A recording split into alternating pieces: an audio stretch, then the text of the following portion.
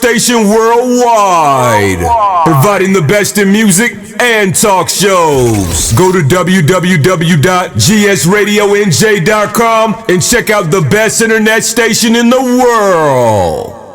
You're listening to GS Radio Internet Radio Station, powered by GMG LLC. In the beginning there was Jack, and Jack had a groove. And after a while, a deep sleep fell upon him, and he went looking for a new groove. He began looking for a new nation, and it had to be a soulful nation. And he found it, and it was Soulful House Nation. And he saw a building. It was a tall building. It had 10 stories, and he entered the building and got on the elevator and pushed the 10th floor, but it stopped on the 8th floor. And that's where he found his new groove. And he began to jack and jack and jack and jack. And he knew that this was it. It was Soulful House Nation on the 8th floor. Get ready, get ready, get ready.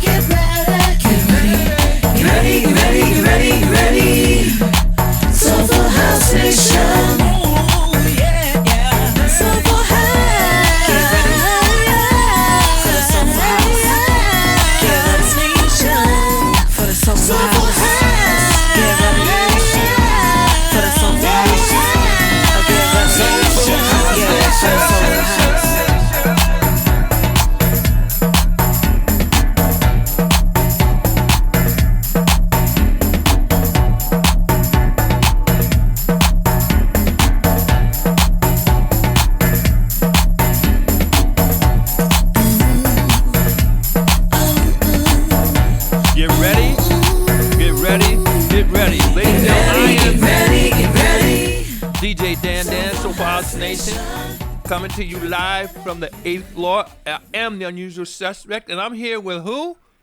LaReina. Ladies and gentlemen, I can't even tell you how excited I am to have our special guest, Lenny Fontana. But we're just going to do our little opening process here, and then I'm just going to give you a little backstory about how Lenny and I met, and, well, you'll see. You'll see. We'll see. Yeah, you'll see. But anyway, just so you know, we're on let's see, Facebook, of course. We're on X. We're on Twitch. We're on YouTube. We're on Vimeo. And after the show goes, soon to be Spotify. Yeah. So once the show is done, it goes on to Spotify and a couple other places. Oh, also the website too. So it's going to be in a lot of places. But anyway, I also want to take a minute just to thank so excited. I'm excited, Lenny. I'm excited. So am I. King T Finesse and also to King T Finesse and Ari Shante for putting our theme song together. And also I want to just say thank you to the late, great Chuck Roberts, who put together our vocal drop. You know, in the beginning there was, well, you know. Anyway, so I'm just going to play just a little snippet of the #1 song according to Traxsource. And then we got a few updates, and then we're going to go live with our special guest, Lenny Fontana. Ladies and gentlemen, this is a good look. This is a good look for everybody out there. All right. Well, anyway, so right now, according to Traxsource in the Soulful House category, the #1 song is Stacy Kidd, If I Was Your Woman, and Tiffany Jenkins is on the thing. So we're going to play a little snippet. With Facebook has this nasty little habit of shutting us down and muting us out.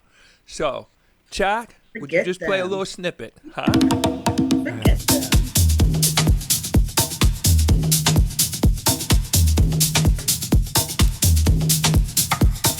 Can you guys hear it?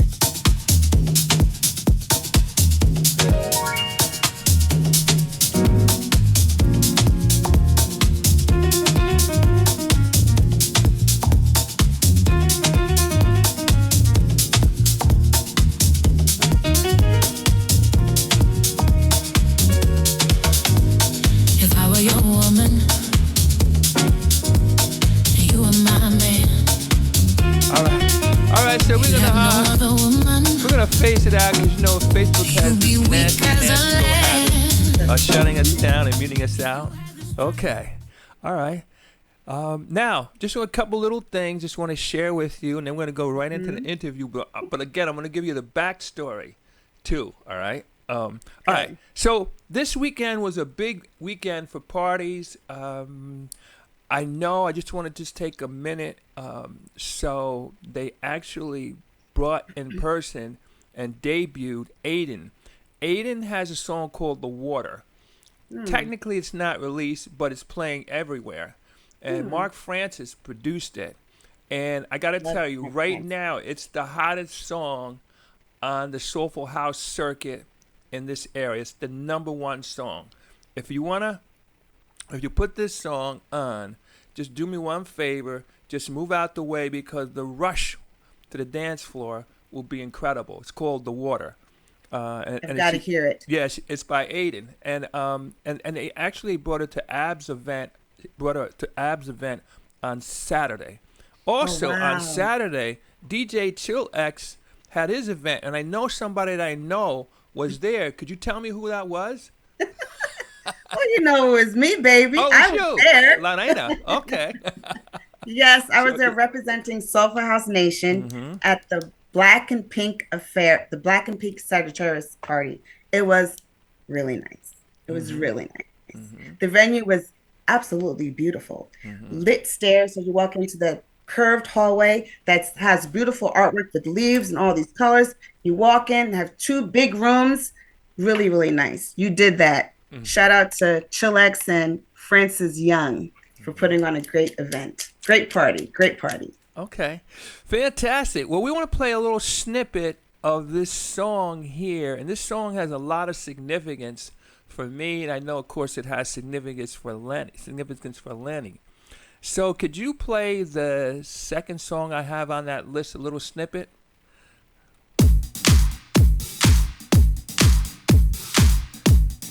Hold up. I'm sure you recognize it already, huh? Yeah.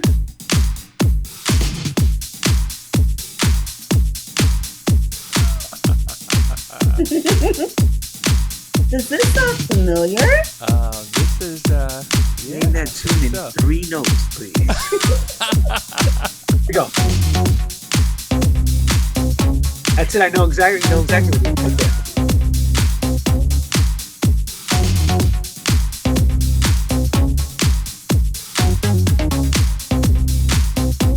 Okay. Lenny, I'm sure you recognize that song, huh? You know I do. Well, I do. So I just wanted to just share 1 minute with you the backstory here. Okay, let's go. Years ago, when I was a younger man than I am right now, still a young man, Oh, you're still young. Absolutely. They don't call me Young Dan for nothing. Can I clarify what that means? It's called Jung, Jung. He's Jung, baby, Jung. Well, what happened was I went to the DJ convention down in Atlantic City.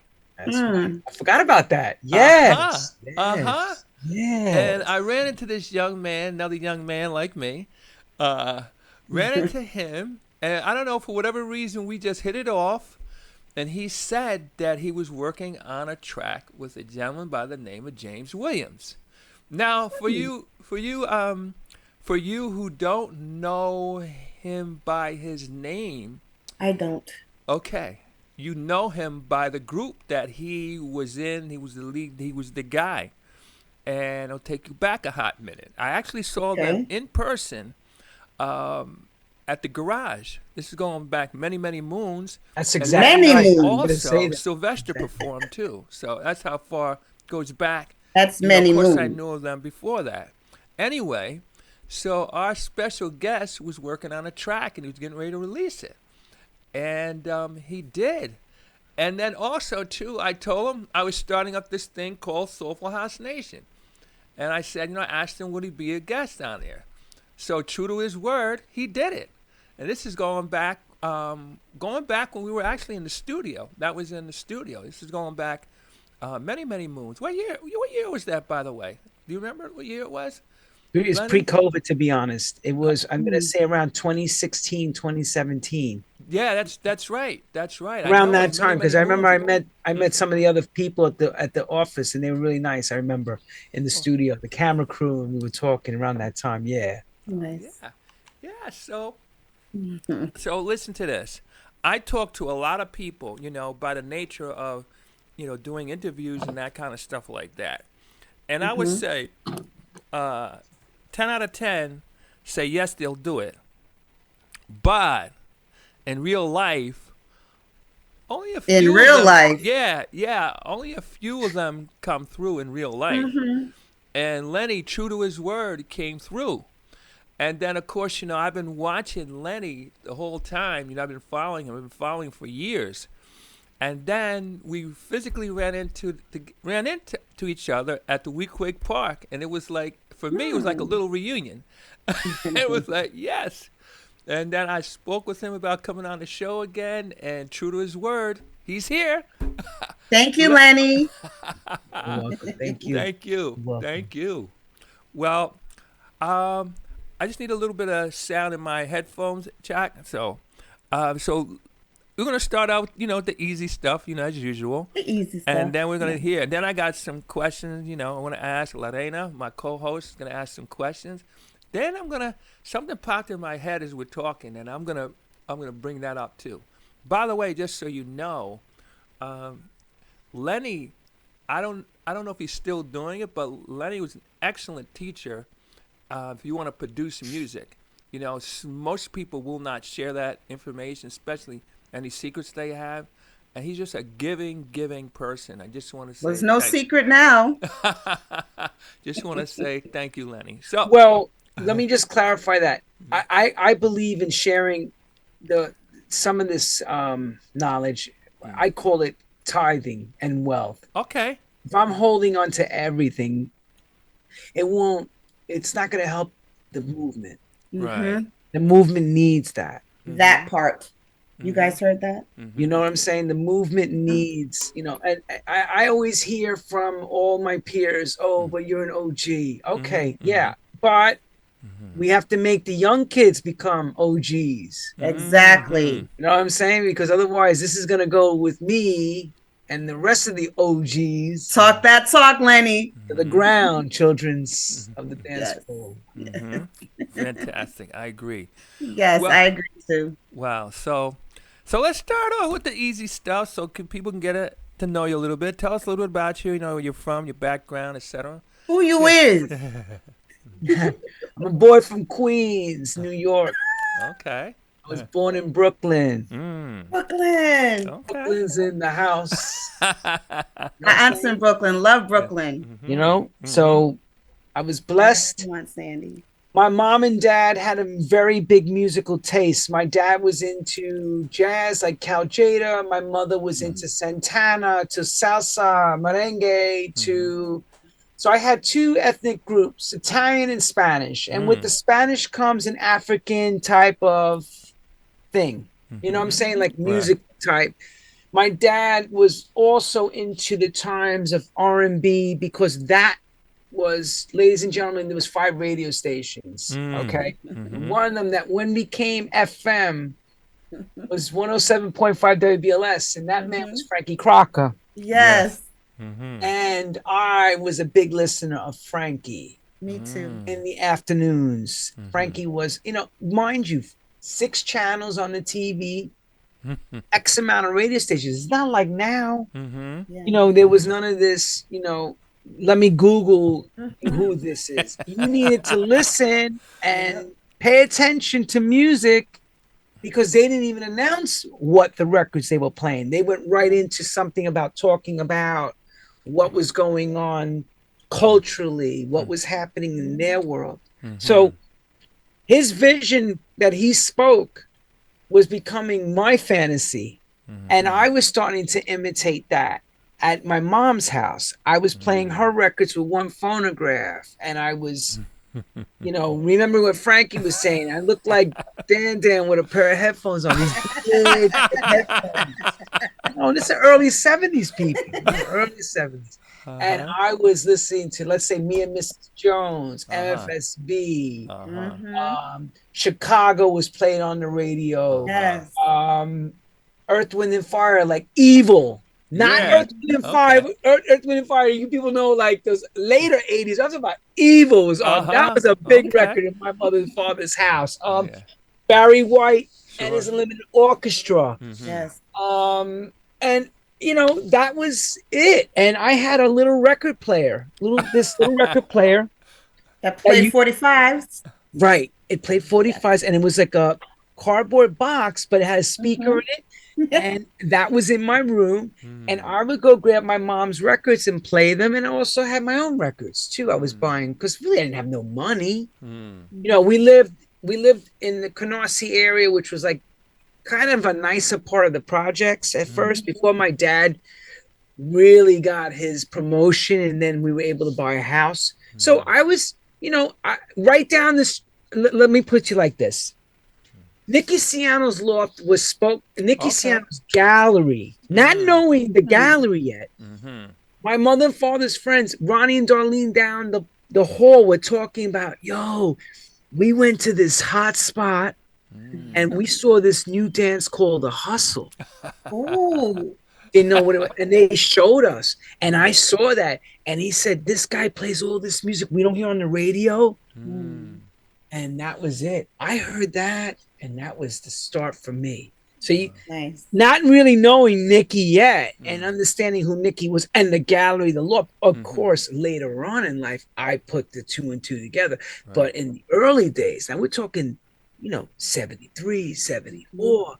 They're talking about this stuff, and they're showing what they're doing. And this is the hot rage. Now we always talk about on Google and stuff. Oh, this just came out. That's on. So I'm hearing doom, doom, doom. I always love my mama. Bum, bum, bum, bum, bum, bum, bum. And I'm seeing them dance. I always love my mom. And I'm watching this, and it's just something that sticks in my head to this day. Right. It wasn't until later that I was at my grandmother's in Brooklyn that I had went to a party at Odyssey 2001, and I saw the great Ralphie D. From, you know, place where they shot Saturday Night Fever. They had daytime parties, kid parties. So I went with a bunch of kids, and I watched him DJ, not realizing, again, here we go, Forrest Gump moment. Ralphie D's playing. I'm not really friends with any of these people. I'm from Queens. I'm watching. They're out hanging out, talking to everybody. I'm like this over the booth. Watching the DJ. That was like my pull. I was always pulling. So as I'm growing up, my Spanish mom's mother, Victoria said, I want you to be, she had this illusion in her mind that I was going to be an orchestra leader. Okay. Okay. So she Okay. pushed my mom and dad for piano lessons, and it was great. So I started taking piano lessons.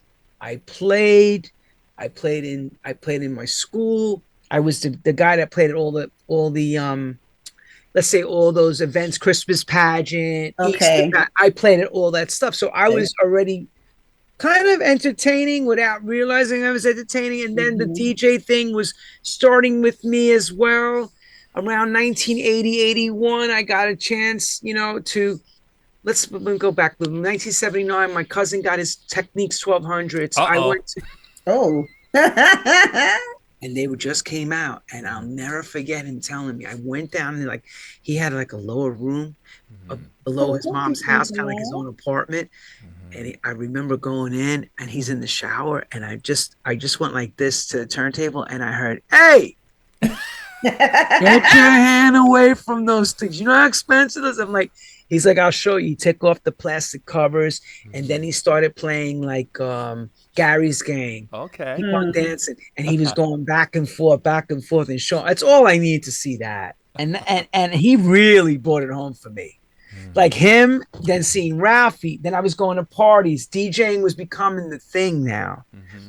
Because I grew up at a time, people, ladies and gentlemen, you went to a party.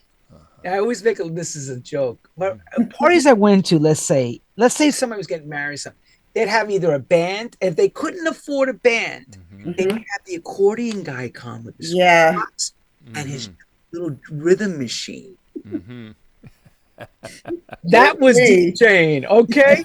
So later on, of course, my world goes a whole different way. I'm DJing, I'm producing, not producing so early, even earlier than that. I'm going to Vinyl Mania, Decadence, all those stores in New York.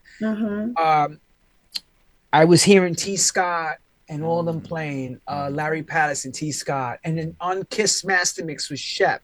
Shep Shep was a big Pettibone, was a big influence on me, and he became like my muse, or should I say idol, because I was watching what he was doing and not really realizing he was a white boy with blonde hair. I thought he was another black brother playing, and then all of a sudden when I found out he was white, I almost died. Same with Bruce Forrest at Better Days. Right. When I heard him and saw him, I went, what?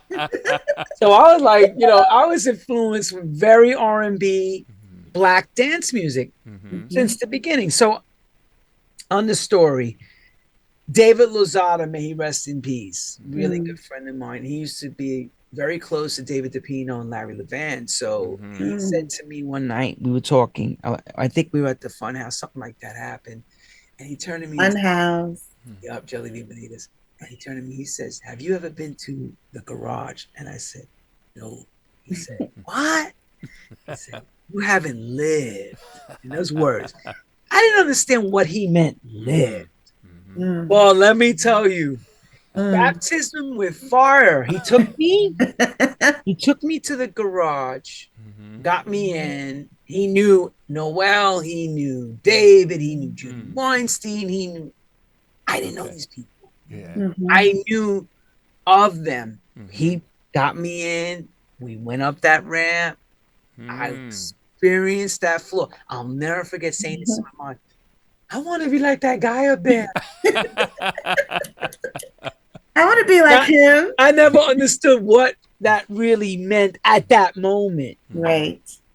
So moving forward, I become very close friends with Manny Lehman and Judy Russell. And Judy says to me, nice. She says, and she's gone as well. Judy used to work for, she did some work for Larry Levan, and she also worked partially for Judy Weinstein, and she was in the record business. And I remember saying, "Judy, I want to be like Larry." She said, "Let me tell you something." She said, "You got a lot of work in front of you to get home." So when I heard that, I said, "I'm not afraid." She said, "No, you understand, you need to like really do it." So that's the challenge that happens with me. So along the way, I had friends that we started to look at MIDI equipment, and then I went to Rogue Music with another friend of mine, and he bought a keyboard and a computer, and I was already musically trained, and I didn't really understand about the musical computer generation yet, because I was just trying to be that DJ playing, say, at like the Underground or Palladium, and I got the chance to play at 54. All that was happening at the same time. I mean, I had a great promoter that had his name was Bear Jones, and wherever Bear Jones went, I went. So it wasn't really like I had to work crazy to get those gigs. Now, mind you, I was not in the position like Larry Levan to command that situation, but for me, it was like I went from Queens to now playing in Emerald City, Manhattan, because that's the dream for a lot of people, especially in those days. So I was playing all over New York, and I even got a chance to play with Wild Pitch, with Camacho and Disciple and all of them, Bobby, and I was around all that. I got to play all these great parties, and I was part of this movement. That's why I say the movement, because it's a small niche of people, Right. but we harnessed and kept that power of movement going. Yep. Wow. Along the way, I had Camacho used to say to me, "Yo, man, you want to make this work? You gotta start making records." And I was like, all right. Yeah. So he kept saying it to me over, and he's like, forget about playing music. You want to take this really going somewhere? You got it. So I had a small studio at my apartment. This is around 88, 89. And then, Rick Lenore from L&R Records opens the door for me. That's the guy who did Work It to the Bone and all those records. Right. Love that. He signs and helps me and explains to me the process of what I'm going to get ready to do. The beginnings. He opens the door. He says, "I'll take he pressed up my record." It takes traditionally, well, I think he moved about close to 1,000 units, which was pretty good for someone that never put a record out. And a guy that believed in me. So I had my friend Dennis do the vocal, and we called it Babuda. Babuda. And I said to Dennis, "Do me a favor, just do this like this Babuda thing." And he was like, "Babuda," and it was tribal, it was Afro tribal. I love it. Early days. This is house music's beginnings. Right. So that's why I always hear this expression, like you were there from the like ground up. Yeah, well, Hurley was. Right. I came a little bit later, but because I was around Master C and J Carl Byers, I was friends with these guys. I was friends with a lot of guys in Chicago because I was DJing in New York. They would send me their products. Their products, in other words, an actual physical like acetate or a tape. They wanted me to start playing this stuff. Okay. And I did. And I was breaking records, but I was saying, man, these guys are not knowing that they were already traveling to the UK. I was just thinking about just like trying to meet this big name DJ in New York. Just that was all I was just basically trying to do.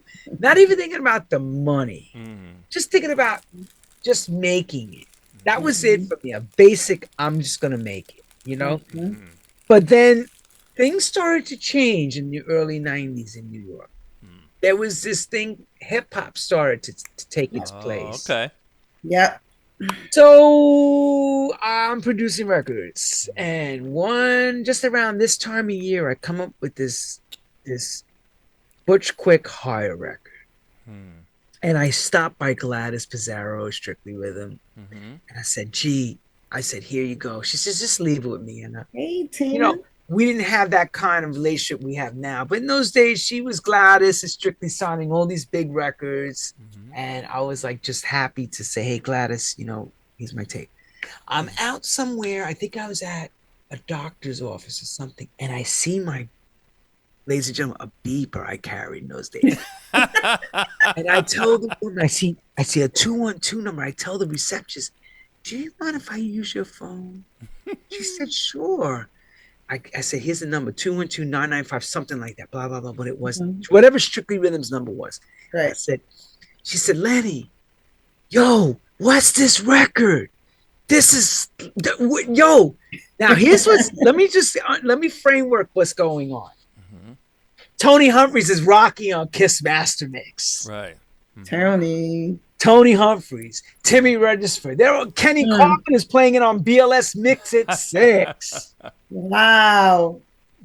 So I'm already priming as a record promoter. I'm like watching, and I'm hearing my record on BLS, this Master Mix, and I have no home yet for this record. No home. Gladys says to me, "Listen, you know we're going into Christmas. It's right around the same time, on the 15th. She's like, we closed down for Tuesday, but when we come back, I want to grab this. You got to come in and talk to Mark Finkelstein." I said, "All right, great." So, door opens. She calls me. She says, "Look, we're back. Happy New Year. Come on in." I signed the record with Mark. A&M Records is there from England. They're going to possibly sign it. We were all excited. I get a call from Mark. And then I find out A&M took Lonnie Clark Rushing. I was like, all right. But here's what happened with my record. Because it was so big, a lot of things happened. Me going to England to play music. Stuff started to open up. Just, my world changed. Like from that moment. So I was already producing for a while and I was already doing my thing, but that record was like bang. Now if you didn't know who I was, now you know who I am on an international level. So what's my name? Say my name. Say my name. What's my name, baby? So that really for me was humbling to say, oh my God, I finally got a chance on that road. I heard a question come up about Pasha and Ibiza from you guys in those questions. So I will say this. Yes, I am the first American DJ ever. Wait. All right. So anyway, we'll leave that alone. But here's what happens. I get a chance because of the success internationally now with people playing my records. Yeah. I get called to go play in London. Yo, that was incredible. Because here was the crowd crazy? Listen, is this a G-rated show or can I be really honest about it? Be really honest. I actually got to see people on that thing called Ecstasy. And with Ecstasy, I later did some research. It was created on the Truth Serum. So what was going on was they were coming up to me and saying, "You are absolutely, mate, you're incredible. We love you. Your music is the bomb." And they're so loving and so giving. And I'm going, they touching your shoulder and rubbing your back. Oh, it's craziness. And I'm going, ecstasy, baby. It's the ecstasy. But then I realized what happens with ecstasy is that it's a truth serum. So if you really are horrible, they're going to say, "Yo, mate, you are terrible." But in this case, all I did was picked up my toolbox that I would do in New York or New Jersey and run across the ocean with, in those days, boxes of vinyl. Oh, yeah. And play on turntables with needles and with record cleaner. And I had flight cases and broke my back to go from city to city with flights. And I was grateful.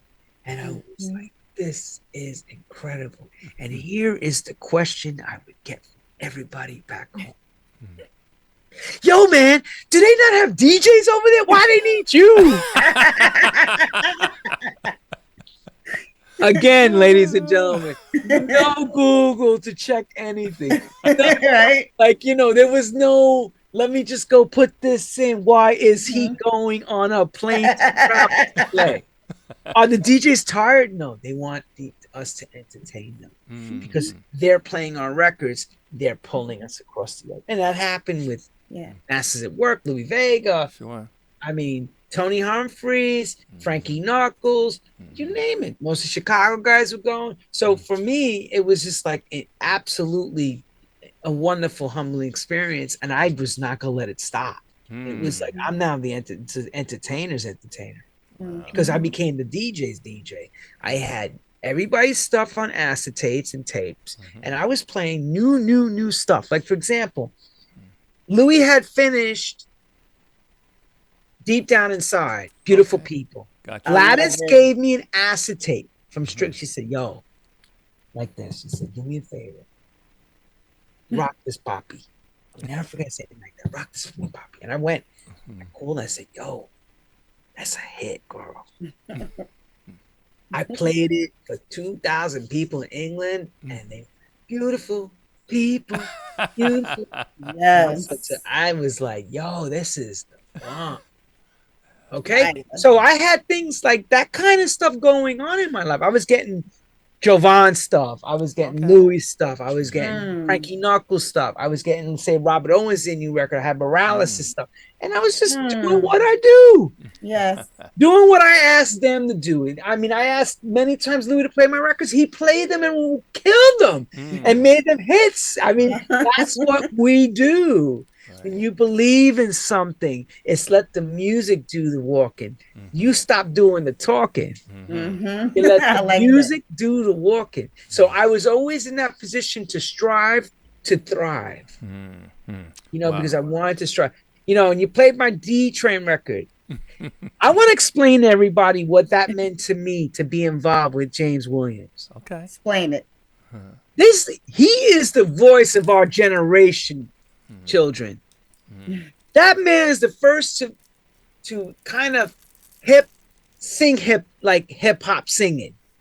He's, you know, everybody reach to the top, all those type of things.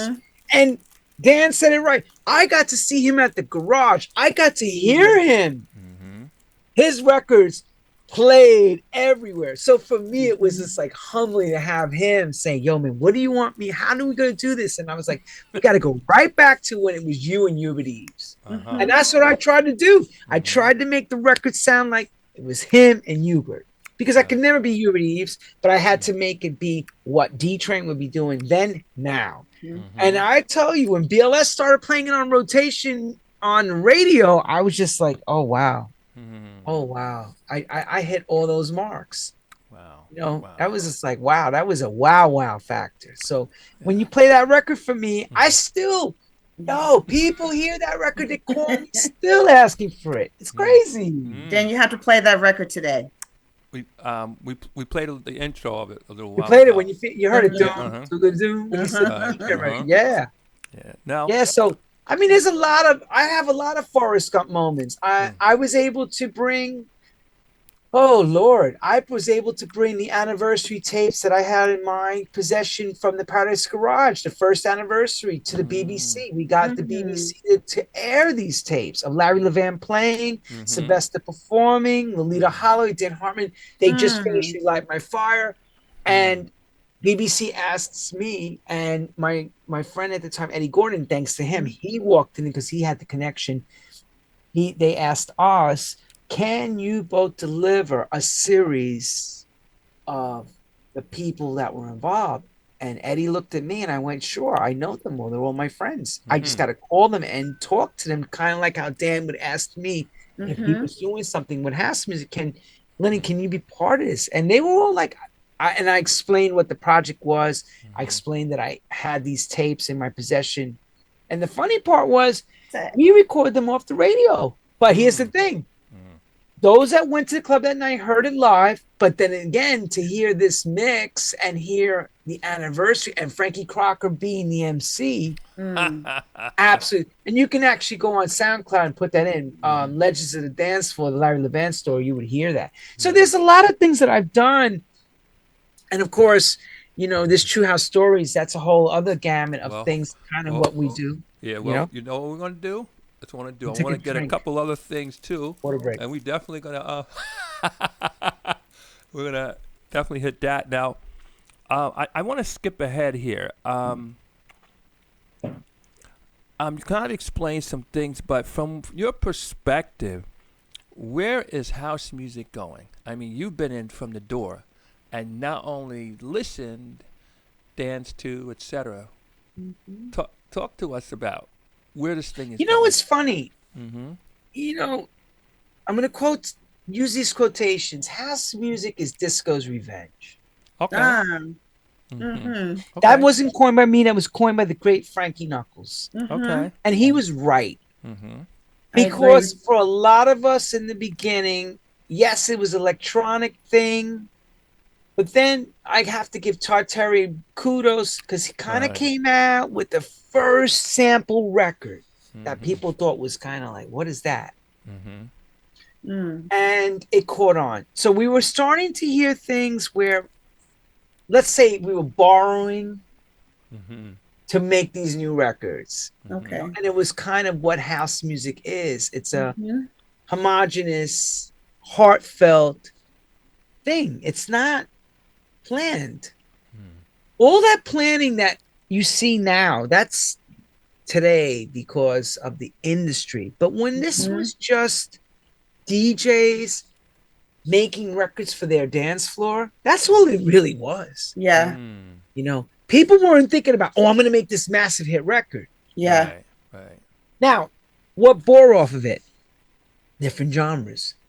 Techno, things like that. Techno, underground house, later on Afro house, Tribal house. tribal house. Back in the day it was tribal house, electronic house, which was more kind of like the Chicago, you know, tougher sounding, or acid house. I mean, you had so many. England had handbag house, meaning women would bring their bag and dance with their bag. It was crazy. It was all kinds of crazy house music.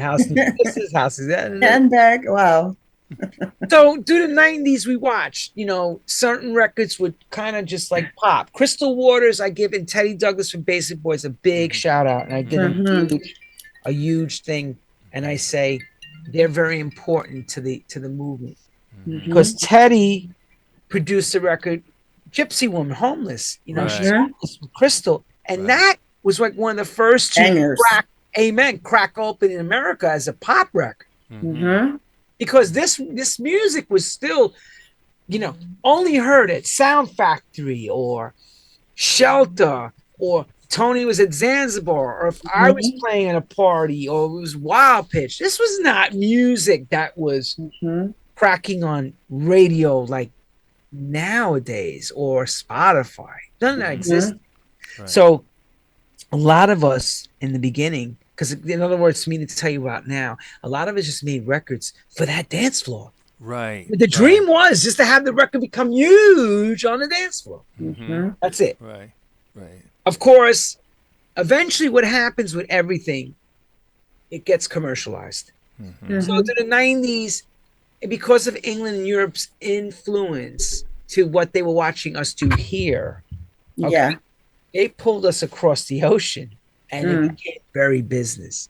Because what was going on was, now you heard a Robin S. record, Come Over Here, Show Me Love, another massive hit. So you had a few records that was becoming really big. And then it's, of course, everybody says the same thing. Ready, people? Bring me a record like, bring me a record like. So now the race begins. To the finish line. Formula One starts. So now we're all like, you know, God, we got to make that record like the way Teddy did it. Or like, you know, you're masterminding, trying to figure out. The pressure. Correct. You're not thinking about, you know, it's like, wow, this can really happen. It was happening. It really was happening. In real time. Wow. In real time. And then it just went on and on and on. And of course, Europe was learning and soaking and watching all the Americans and then figuring out the formulas.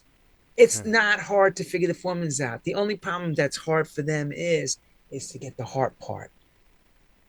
That's something we all have here. You can't replicate that. That's something that comes from within.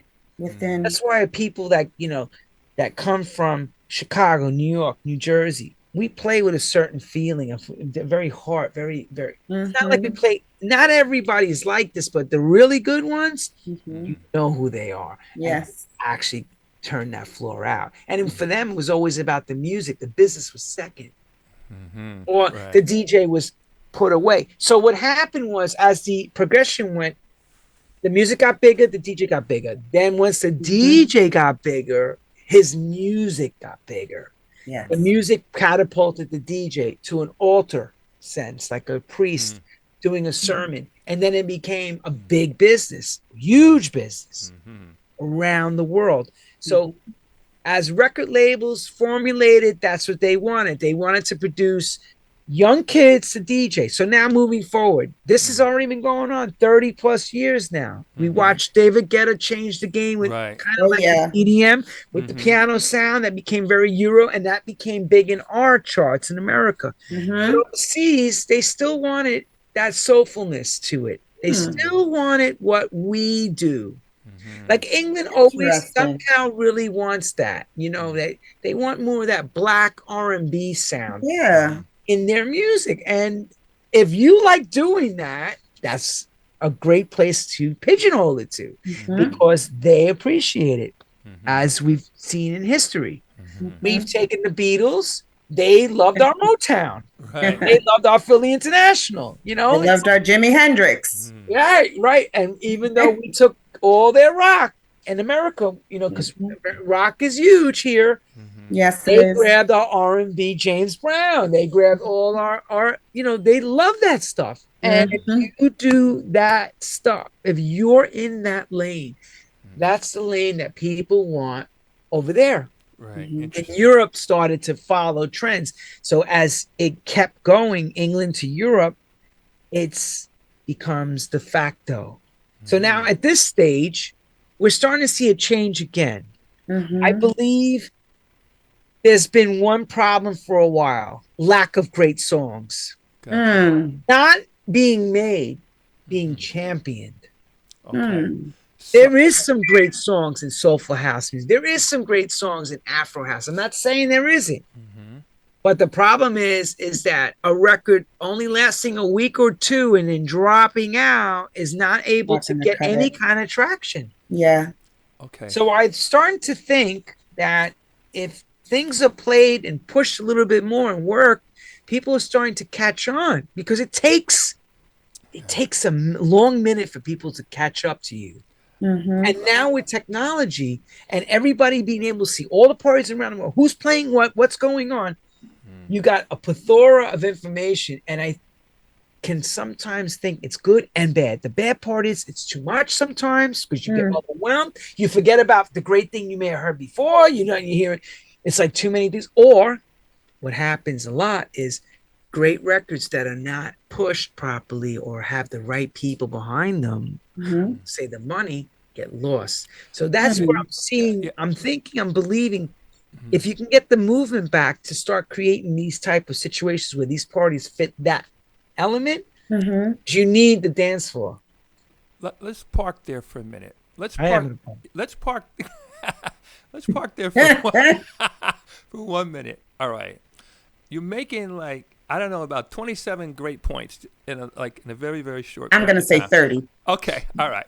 Okay. So, now, we've often had the conversation. Matter of fact, I just had the conversation a few days ago where someone said to me, and I've heard a lot of people say there's no money in house music. And all the time. Yeah, but the thing is, I don't think it gets the backing, the push, the promo like so many others. Like, let's just pretend for a minute it was the 90s and you had the boy bands and the girls, all that kind of stuff like that. Well, in order to make them go really big, there was tremendous amounts of money behind it. If you look at the gangster rap that was big a few years, then they had the stuff that coming out of the South. But there were tremendous amounts of money behind it.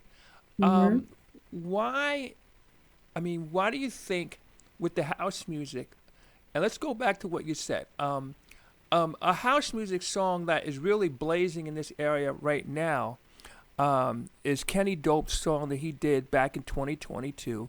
And it's, I don't know, I play it, but I can't remember the name right. I ain't something, whatever it is. Bottom line is, that came out in 2022. We're in 2025, and now it's hitting. So why don't we get the push in it? Why don't we get the money behind it? Because I believe if people hear it or hear it enough, they'll like it. I mean, what's your sense of that, Lenny? You know, the problem is there is some answers to that argument. The argument is that music is all streamed. So there's not a lot of money unless you're in the top of the pyramid scheme. Good point.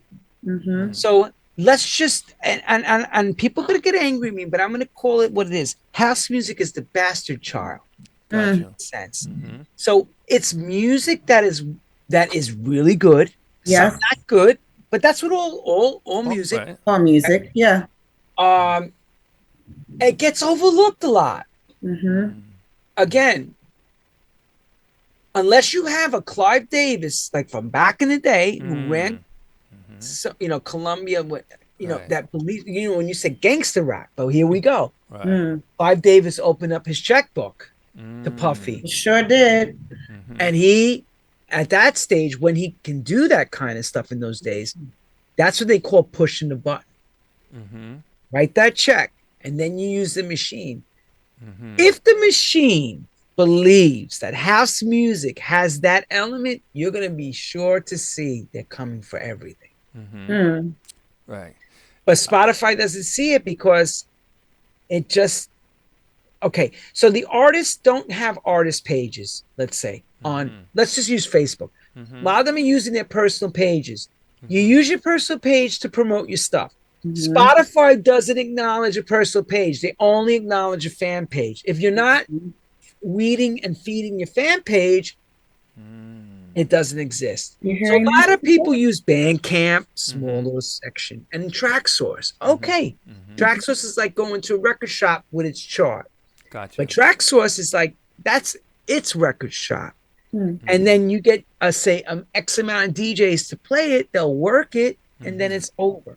Right. Right. You know what I'm saying? So it doesn't really have that Apple Music insignia around it. It doesn't have Spotify.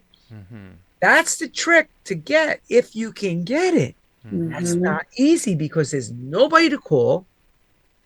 There's no one to, let's use the word payola. Okay. To say, yeah, if I give you $50 when you play, ain't nobody to call. Right. They did it on purpose. They kept it so that they control it. It's in their own domain. And if you can't get into those playlists, these records get lost. And a lot of people get disillusioned. So what they do is they go from strength to strength, record to record. Let's make another record. Let's make another record. Let's make another record. Let's make another record. Let's make another. And I understand. And what's going on is like changing clothes. It's like, this is dirty. Next, put a new one on and throw it out. And check. It's like you're not going back and saying, well, that's really a good situation. Let's make that work and let's take it on the road. It's impossible with this game. So some people are saying, okay, we really believe in a record. We're going to start selling some vinyl because they could feel that, they can get a tangible audience to buy into it. So that's what some people are doing. And they're trying to build up that homegrown, mail order service. Some record shops take it so they can move maybe 500 pieces, maybe 1,000. Some people are saying, okay, let's put the record out on digital, 2 weeks, 3 weeks, on to next one. Same thing.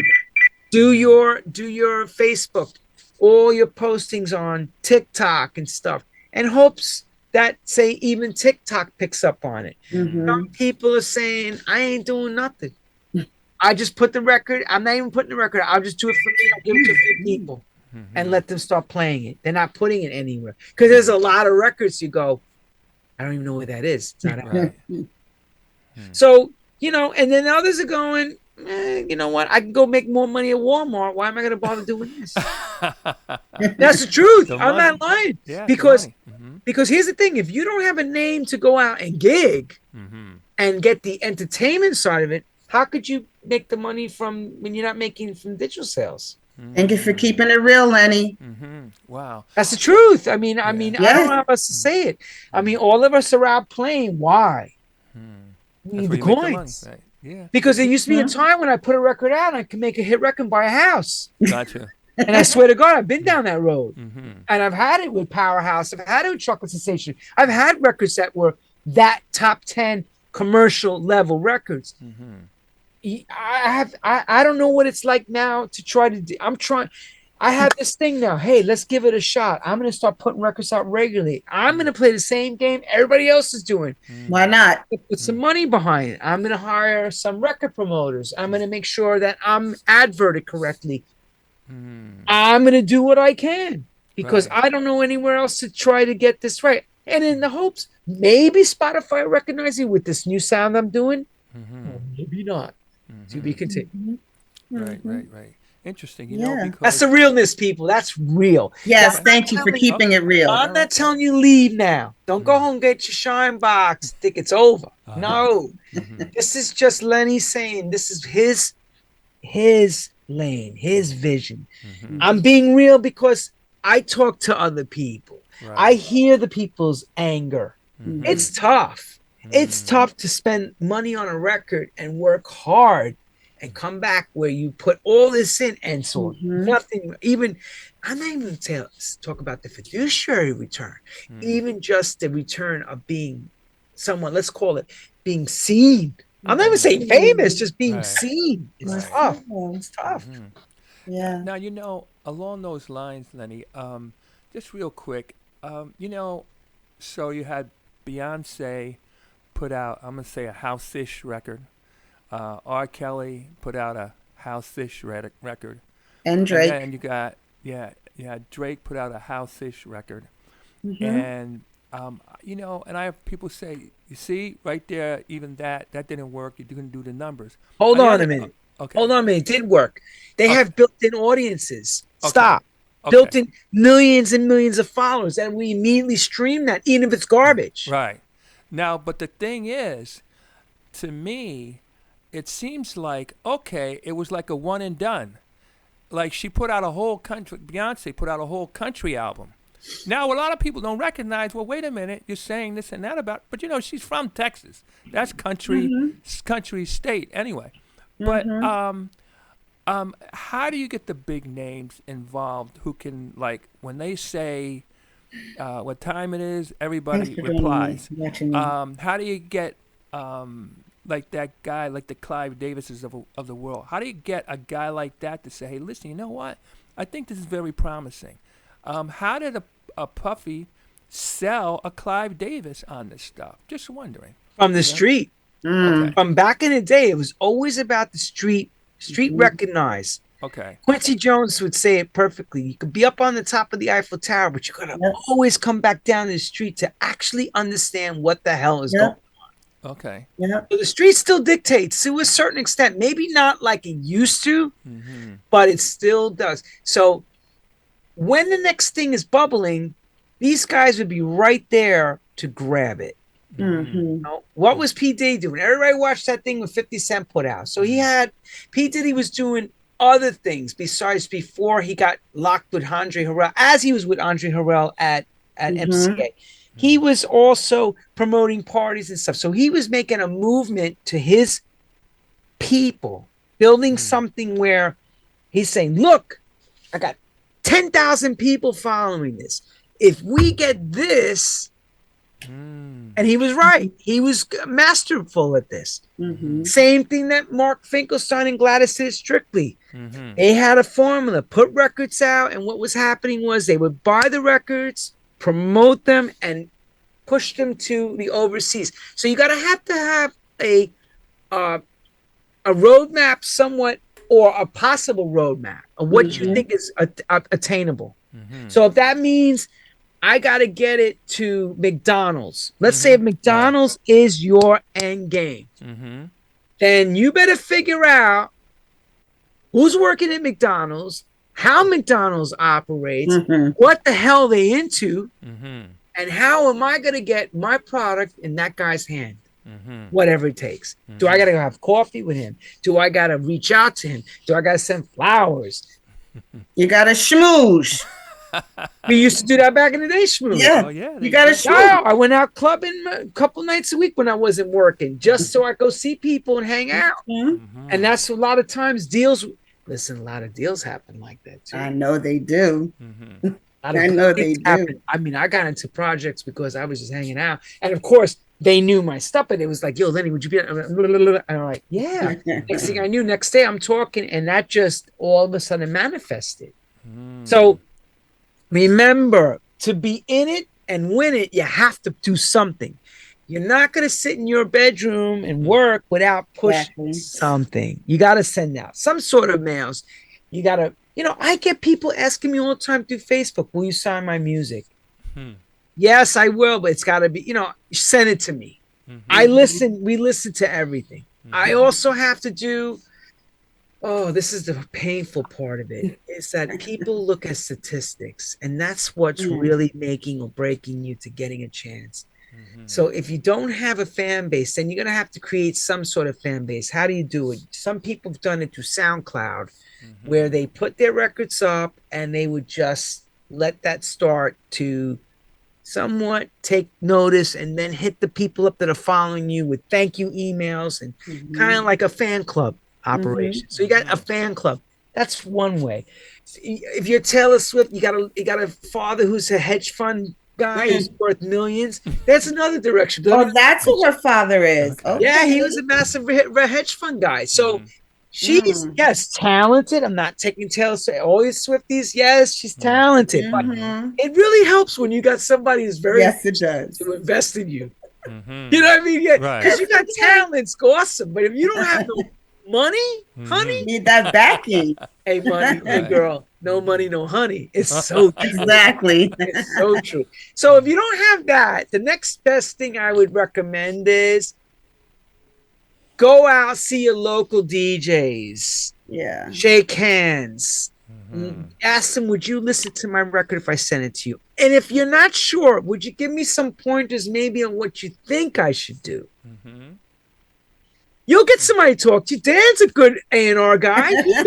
He's listened to music all the time. He would probably be your first port of call and say, I really like it, but it's lacking. Let me show you an example. Sometimes you got to lead people by example. Yeah. If you're going to open doors, or get the books on how to penetrate Spotify. The old technology, the old business is not going to work in today's digital world. It just doesn't work.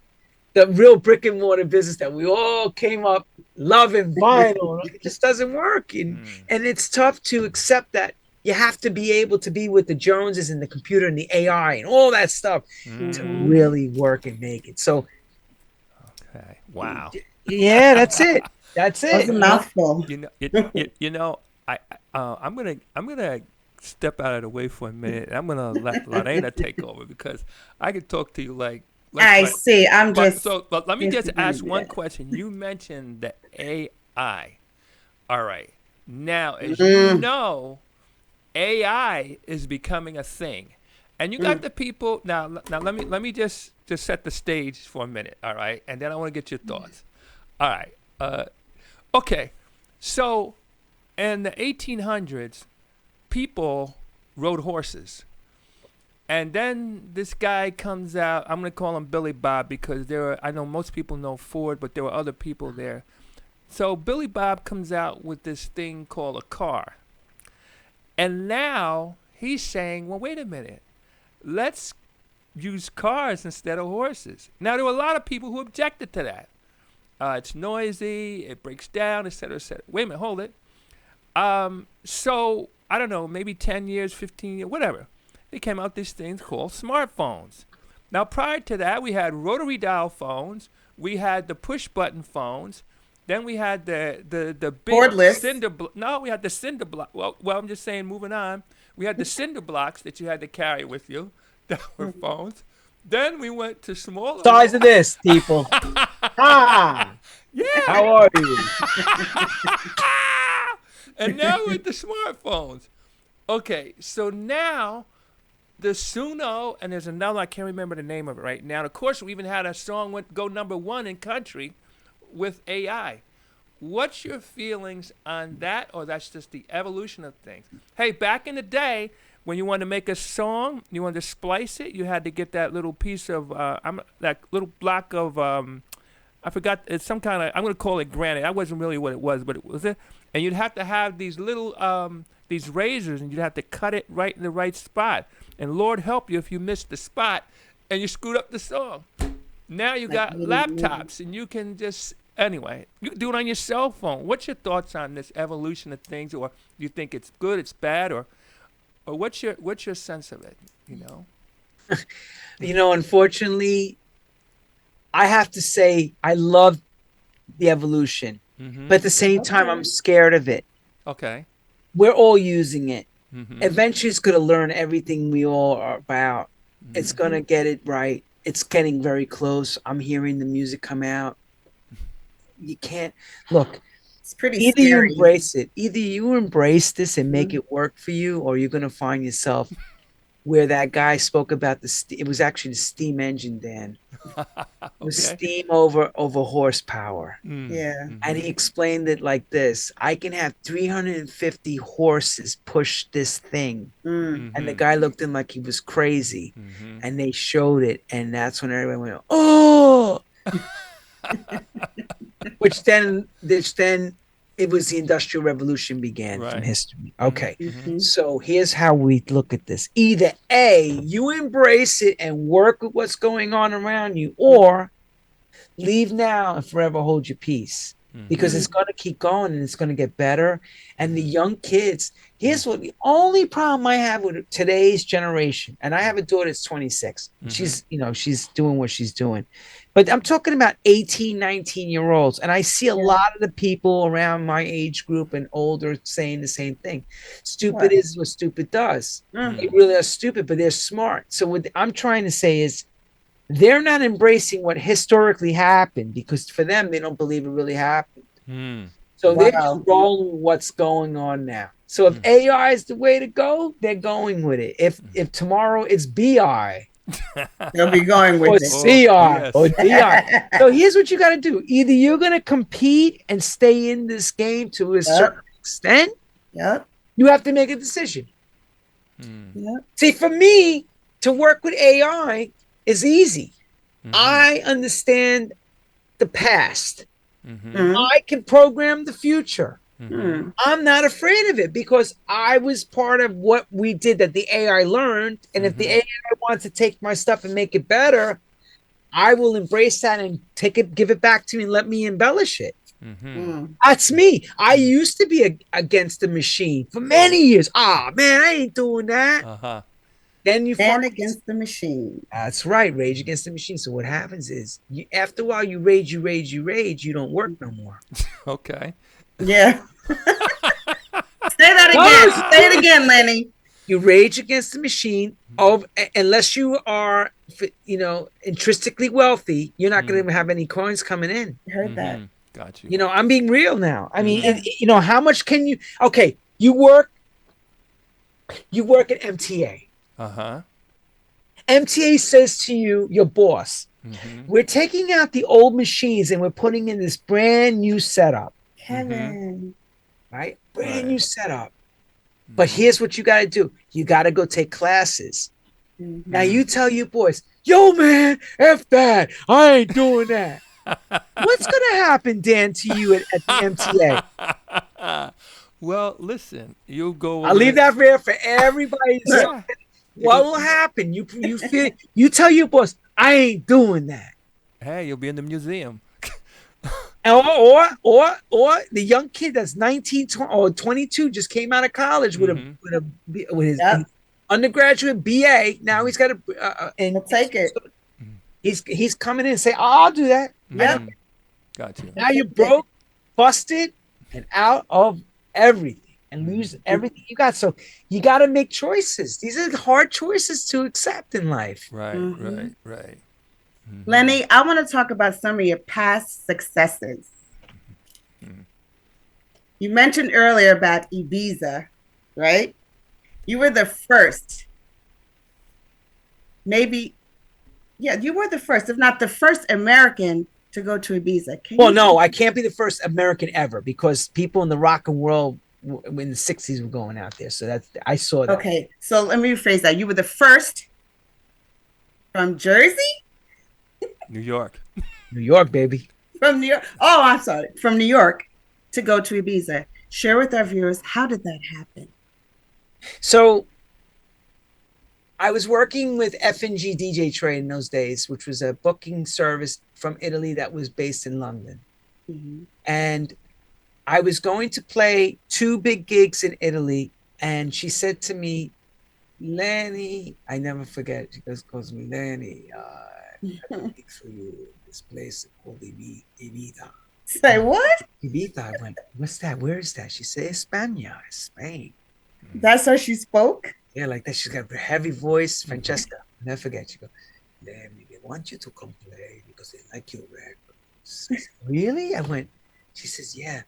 The guy who runs the club, he's a DJ, plays 5 nights a week. He wants you to come. Okay. So I went to play in Napoli and I played another city. And then or it was Monday or Sunday, I forget. I played Saturday night, played Friday night, 2 gigs in Italy to 5,000-6,000 people, crazy. So I was already on my way going to I was already in Europe. So this was all planned. So they got me the tickets to go from Napoli. Now here's the funny part to get to Ibiza. So that Sunday morning, I get to Napoli airport and they say to me, oh, today Alitalia is having unofficial strike. What? Yeah, because I got to now get to, because that's right. It was a Monday gig. Okay. Monday night. I was like, he says, but don't worry. You could take the train to Rome and then get the plane. So I have to take all my record boxes. The promoters bring me to the train station. They put me on the train. And here's the crazy part, people. I'm watching the plane, my plane that I'm supposed to catch. Yeah. Going. As I'm pulling into Rome, I'm like, oh. So I get to the desk. Now, mind you, there was no cell phones. So we had to do a swift message to send them. Right. Like, like a fax. Send this message to this phone number. They faxed over. I'm not going to be able to make it tonight. I may make it, but if I get there, it'll be really late. So it took me 1, 2. So I finally have to wait 6 hours. I get the flight to go from there to Barcelona. Then I wait another hour. And from Barcelona, 20-minute flight to Ibiza. Because it's very close. It's the Balearic Islands. So I get there. And at this time, it was very underdeveloped. A lot of, all those beautiful apartments and all those hotels are not there yet. So it was just the airport, very minimal airport. I get there, I come out. Nobody's from the club is there because they left hours ago. They didn't know if I was coming. They didn't know if I was coming. So I go up to the cab stand. I says, "Can you bring me to this club, Pasha?" Oh, Pasha. okay. Pasha. They I go there. And they bring me there, and I called. He brings me, the taxi driver brings me up, and I meet Ricardo, the owner. Okay. And Ricardo says, "You made it! Oh my God!" I was like, "Yeah, I made it." Oh, great! I called the promoters. So it happened to be an Italian promoter that lived in Spain, because I was playing in Italy a lot. He wanted me to come, so he brought me with DJ Pippi. Pippi was that guy. Hippie Torales. They gave him a massive list, like 4 pages, and he said, "I want Lenny Fontana." Morales, Pippi? Not Pippi. The one Pippi from Ibiza. Yeah, DJ Pippi. Gotcha. Okay. So he was the actual resident DJ at Pasha. So he went and he showed me the list. He says, "I pulled your name." I was like in a lottery, I guess. And in that lottery I saw a lot of names. Morales, Vega, Humphreys. I was like, Frankie Knuckles, they put my name. He says, "Guys, I was playing all your records." And the crowd would go crazy when I was playing your stuff. I went.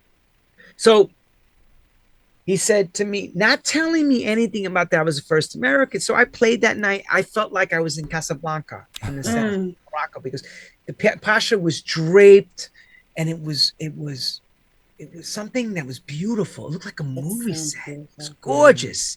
It just was like a movie set, big dance floor.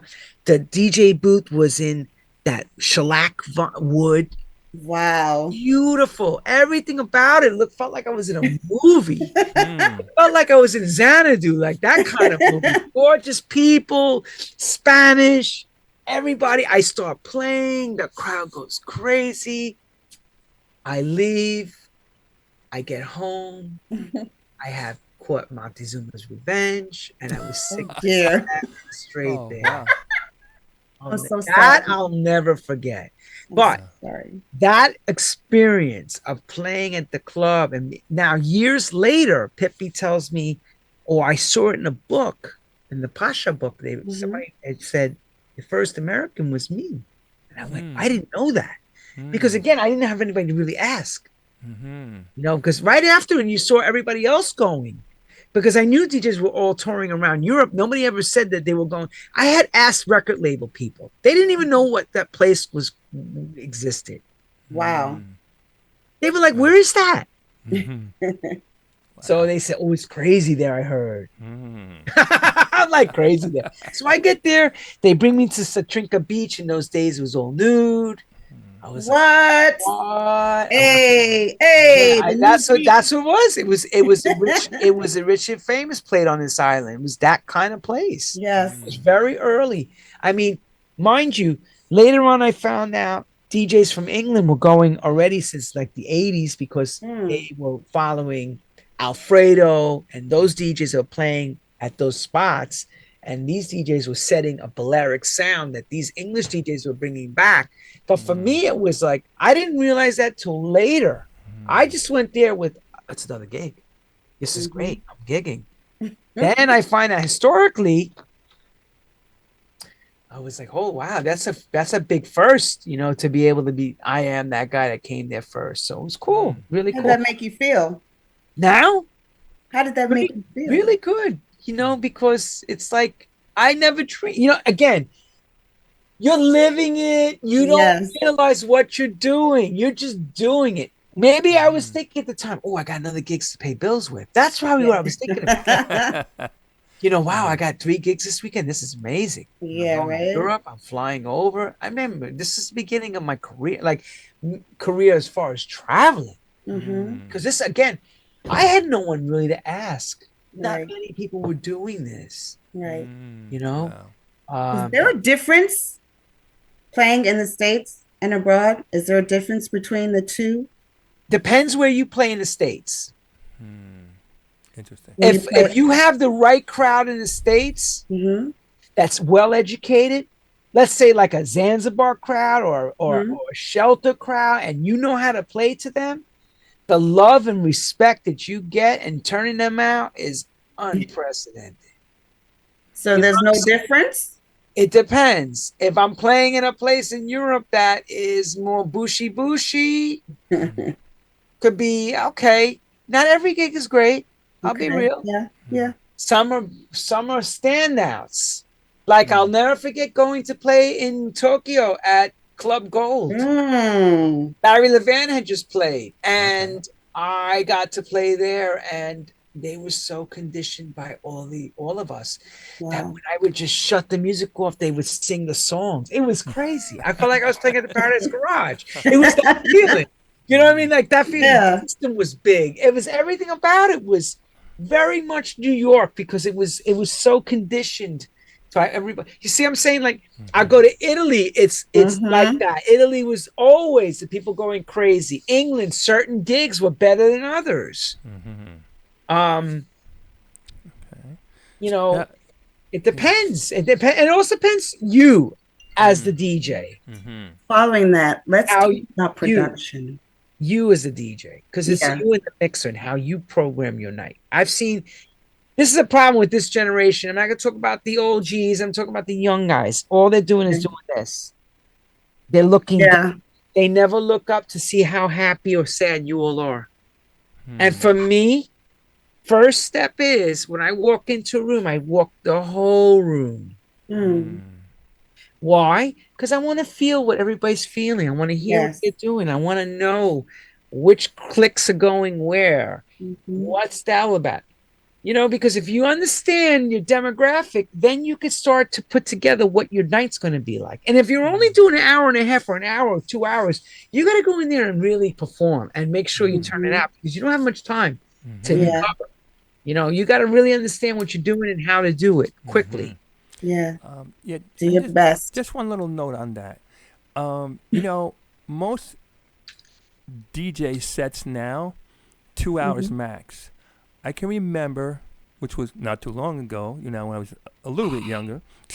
I mean, I would start at, especially when I played in New York State, I would start at 8 o'clock at night. I'd finish at 4 in the morning. One DJ, no repeat records, the whole thing. Records. Oops, just dated myself. That was my older brother. Anyway, and you brought that up just now. What's your take on that? A lot of them couldn't handle it. Got you. A lot of them couldn't handle it. I recently played in Berlin. I played 7 hours and with no issues. Right. It's because you just know how to do that. You pace yourself. I mean, the OG guys that understand open to close truly was that. You set the room up and you closed out the room. You created the drama. You had the night to space everything out. But you can't do that when you go into these international gigs. They're not meant to, they have a lineup. They want you for the main slot. They want you to do what you do. Their belief is that they like the changes quickly. They like a scene change. Like if you're watching a play, it's like changing the set. Exactly. Whereas we're conditioned to see the drama of it all through the night. That's how I remember it. And that's how I still believe it is. You want to hear what this guy's going to do. 3 hours. Okay, 3 hours is doable. It's not impossible. Half an hour set? I'm like, that's like a tribute moment. Like you just gonna go, and I'm out and drop the mic, bang. It's like a tribute. Because like if you go to a show and you watch your favorite artist, you want to see them in 30 minutes, or you want to see them put on a good 2.5 hours. A good show. Give me 2.5 hours tops. So if you're a music person, you want to really feel and get the full picture, right? So if you don't get that right, a lot of these kids are now like, yo, I can't do more than an hour. I'm like, well, how's that possible? Sounds like they need some B complex. No, I don't know what's wrong. I mean, you went to work all day. You started, say, at 8:30 and you finished at 5 o'clock, right? You took your hour lunch break. So in this job, it's kind of the same, except you don't get a lunch break. Right. So you're just working through the day or night. Right. But that's just me. Maybe I'm wrong. I still see David Morales loves to play long. I still see Louis Vega still likes to play long. Tony Humphries is still playing long. Merlin asked me when he played with me, how long you want me to play? You know what I mean? It's like, that's the kind of questions you like to hear. It's not like, well, I'm only going to play an hour. And then my question would be like, why? Why would you only want to play an hour? Especially if the crowd is just now getting like set, ready, and go. That's the take on my end. DJing is still what it is. It's still a wonderful art. If it's handled properly and the guy knows what he's doing, or the woman, because there's a lot of great female DJs now. Oh, yes. Because when I was coming up, there was only a few. Gail Sky King was one of them. She's no longer with us. There was a few women at the time. I remember in the beginning parts where disco and then R&B dance music was making its way. Gail was one of those. And there was some others too that were playing that were very good women DJs. But not like now. Now there's lots. So I always say women have good taste in music. They know the right records to pick. And if you can get the women dancing, the men always follow. Yes, this is true. This is true. That is something to take from my real boxes. You get those women dancing, you got your night, brothers and sisters. Something true never that. Change. I was with Wonder Woman Saturday night. Saturday night, Wonder Woman played at Chalexa's Sagittarius party. You mean the Wonder Woman? Yeah, she did an amazing job. Shout out to you, Wonder Woman. There you go. Yes. So, Lenny, I just want to talk a little bit about production.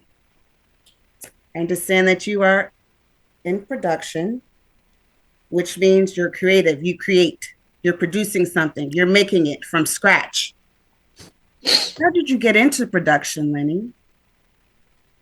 My friend Anthony at the time, let me go back. I was watching Shep and them remixing all these records, and I was just so intrigued by what DJs were starting to do from the 70s into the 80s, and became more prominent, and you were seeing certain names on all these records, and you're following, you're going, how do you do this?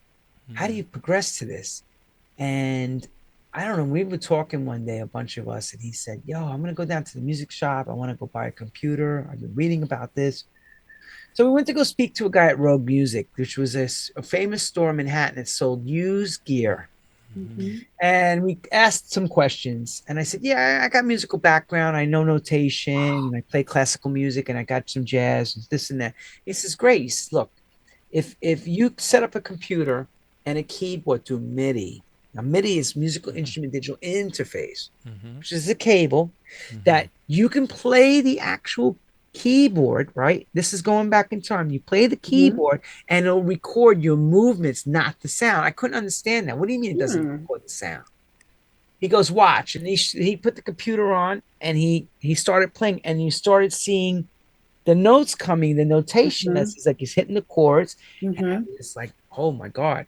And he said to me, if you can start to make this work, you're going to see. So I wound up getting a drum machine. And that was my first start. It was really with a drum machine. I started just programming drums and stuff. Okay. And I wound up buying a rolling keyboard. And then it was a sampler. I think it was a Casio at the time. I got this Casio sampler. Casio. Back in the day. So I like I said, I did that Babuda record. I was also DJing, and I'm still making records. I'm in New Jersey, and I go in Newark. I go downstairs in this real estate office. I go downstairs to a studio, and I meet a young cat, and his name is Kerry Chandler, and he's working on Drink on Me. And I see him. He says, "Yo, man, let me show you." And he's got the samples. Take a little drink. One of my favorite songs. On me. He gives me the record on a yellow vinyl. He probably doesn't even remember this. He was real skinny, and he's working with these older guys called Three Generations. And I left that studio going, "Yo, this guy's doing this. I got that record." And I went back home and I started really honing my shit together. Like I was destined to do this, like really pushing. Yep. And I just went ahead and forged ahead. I went and got some more equipment. Who I wound up marrying, my wife, Kathy. She did me a huge favor. She took a loan for me. Wow. She took a loan for me. It was $3,800, and I bought some stuff. The things we do for love. She believed in that. She knew she was with me through it. So I got to give Kathy tremendous credit. Wherever they saw me, they always saw Kathy. All my friends. Shout out to you, Kathy. She's working right now. But anyway, we're going back. We're going back almost, we're talking almost 40, 37, 30 years ago. It's a long time ago. So here I am, I was working at Solomon Brothers in that time. So I was DJing. I was working in the banking industry and down in Wall Street. And I just kept saying, Kathy, I can't. I'm too, what do you call it? Too creative. Yeah. She says, well, what are you going to do? I said, I saw Anthony bought some equipment. I said, if I can do this, just let me try, So she's keeping her job. We're living together. She takes on the loan. I'm doing what I got to do. I'm hustling at night, running around to the clubs. And like I said, I had those Forrest Gump moments. I'm hanging out with this guy. I'm doing this. I'm DJing here. I'm DJing there.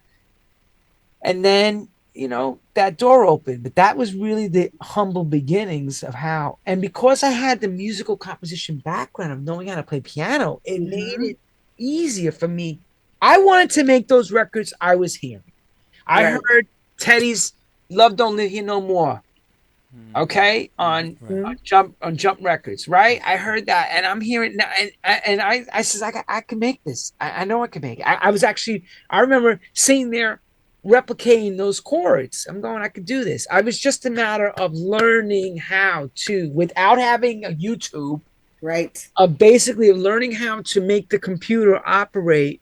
That computer was an Atari 1040 STE.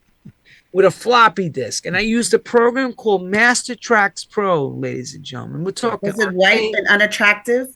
Archaic, white, unattractive computer, but it was my first personal PC, personal computer. Okay. That I really owned. Look, in my mother's house, I had 3 Technics 1200s, and I had my Bozak mixer and my reel-to-reel. So when you talk about editing, Dan, I was doing my supersets for BLS and Hot 97 and all the classic showcases. My mother's house around that reel, and I was cutting tape with a grease pen. I was already doing that. I was already doing grease pen. I was hearing those bits and pieces coming out. That was a thing back then, to make the bits and pieces. Have Yeah. records go for 3 seconds, cut, paste, Yeah. cut, tape. And it would go bam, bam, bam, bam. And you do all that stuff with editing and mixing the turntables. So I was already doing that stuff. It was a matter of, I want to make a record. I want to make a record. So Dennis comes over, and I'll never forget. He says, "Yo, man, give me that microphone." He gave me the microphone. We did the again. I'm talking to Rick Lenore from L&R Records, and Rick Lenore's putting out all these King of Sunder, all these hot records, and he's like, "Dude, if you make a record, I'll put it out." I didn't even know about the record business. I knew. Look, there was no 1-800 go to. Right. So I gave him the record. And it, like I said, it did decent. And that was my opening. That was like around 88, 89. So I'm like still trying to DJ in the game. And I'm saying, I got to take this on the road. How do you do it? I watched all the others do it. And I said, well, I just kept pushing, and eventually it clicked. And then Strictly opened its doors, and the rest is history. And then later on, I have big hit records, and I'm remixing, and I'm doing this. But I'll never forget my grandmother saying, "You're going to play piano." Okay, I'm gonna play piano. You're going to be an orchestra leader. I said, "Okay, I'm an orchestra leader." Okay, and that's what she had. I say it, you do it. I say And she told me, she said, "Trabajo. Trabajo, mucho trabajo." A lot of work. And that's a lot of work, but you're gonna do it. And she fought with my mom. She says, "I'll pay for the lessons." And my mother fought, said, "You're not gonna do any such thing." My mom and dad paid for lessons, so I went and did it. Yeah, I stood with it, And again, those days of when you start sitting with a computer, there is, there really wasn't many people doing that type of stuff. There was, maybe there was, but I didn't know to go to them. So I saw Kerry's studio, and I saw this guy was working. I went to a session with Camacho. He was working with somebody doing a remix. I was kind of getting the groove of it. I was like, okay, I'm getting it. I'm understanding it. I'm understanding it little by little. But these are early days. Yeah. Let me give everybody a brick breakdown. You see me color, right? So I'm white. I'm in the projects hanging out, and they're making records. I'm there at night. Whoa. So you want to talk about something really wanting it? You really wanted it. Wow. I wanted it. And I wanted it bad. And I didn't talk about the money. I just wanted to do something where I could say, I actually did something that made sense. And years later, I hear Carrie and them play all my hit records on their big shows. I kind of laugh. I go, we're all old friends, and I tell people we've been in this game for a quick minute, So let our viewers know, Lenny, name some of the music you produced and who you produced it with, the artist you produced it with. Allison Limerick, James D. Train Williams. Okay. Run it down. Dwayne Harden. Okay. Remixed Luther Vandross. Remixed, oh my God, so many records I remixed. I worked with Crystal Waters. I worked with record labels, Strictly Rhythm, Nervous, A&M, Defected. I like Defected. It's the who's who of everything. I mean, I've been pretty much with almost everyone and everything. Ministry of Sound. My records have been in commercials. My records have been not commercials. They've been big dance floor hits. Some have been big radio hits. We even did Top of the Pops in England, which is like categorized American Bandstand with the chart show. Yeah. That was another big feat to know that I'm in the same place the Beatles were at doing their records. Crazy. Okay. But look. Let's not take any. Let's be real for a second. As I've always been, I'm very humbled by this. It's not how you stay in the peaks, people. It's how you survive the valley. Say it again, Lenny. Say it slow. I'm going to quote this again. It's not how you make it up here in the peak, because that's the good time. Easy. It's when you're down in the Death Valley and the sun and you got no water, little food. How you make it through, and it's tough. This game is not. It's not for faint-hearted people, especially now. It moves so quick, but it's easier and harder. meaning that you have your social media now. You can have so many different arenas to quickly make things happen. But the real question is, how do you get seen in a tremendous amount of area that's so vast with so many others? That's what you got to figure out. I can't tell you how to do that. But see, everybody will sit you down and say, oh, you have to have this, you have to have that, and you have to have this end game. But they never tell you the bridge part, which is how do I get there? Hey, how many times did you ever feel like saying, forget about it, enough's enough? A lot. Do you ever feel that way? A lot. Wow. After 06, I did. Okay. All right. When the vinyl, when I saw Naps, okay. Again, I come from the analog business, which is vinyl and tape and all the 8-track cassette CD. Okay. So now we go from, you used to buy my stuff to a small thing called Napster coming out. Yeah. Record labels were closing. Dance departments were closing like instantly overnight. Okay. 9/11 happened. Another big change happened. The people that I used to know and work with were no longer there. My go-tos, my safeties, my nets. I'm fighting to stay in it like everybody else. Frankie Buckles said to me, bitch, you think this is the only one it's happening to? Okay.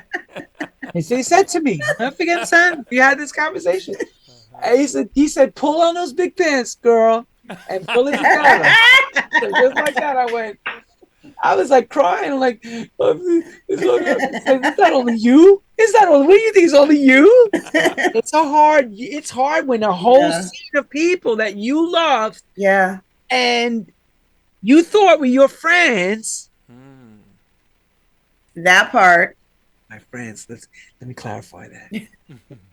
Friends is a very funny word because what happens in business is that we think these people that love and adore us are our good, home, homogenous friends. They're not. They love you when you're on top. Yeah. But Lord, when you hit that bottom and you start ringing bells, like they said, what's your name? Who? What? No way, child. Right? I love you. Bring me something. Bring me a hit. Yeah, stuff like that. You start to question everything you ever did. You start to say to yourself, what the hell did I do the last 25, 30 years? Why am I still doing this?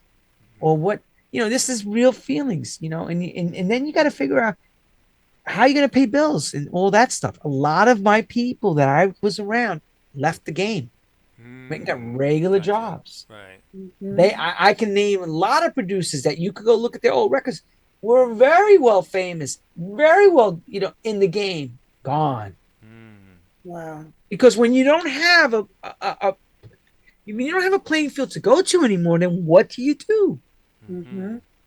Either A, be out on the street homeless and done, or B, I better go get something that I can make work. Some people said, you know what? I'm done with this game. Yeah. I'm done. Record labels were closing. So, a very small percentage, and I'm going to say like a 1% of the game, can actually reframe themselves and come out each and every time like a change. One that's very good at it from an artist position and that shows longevity is Madonna.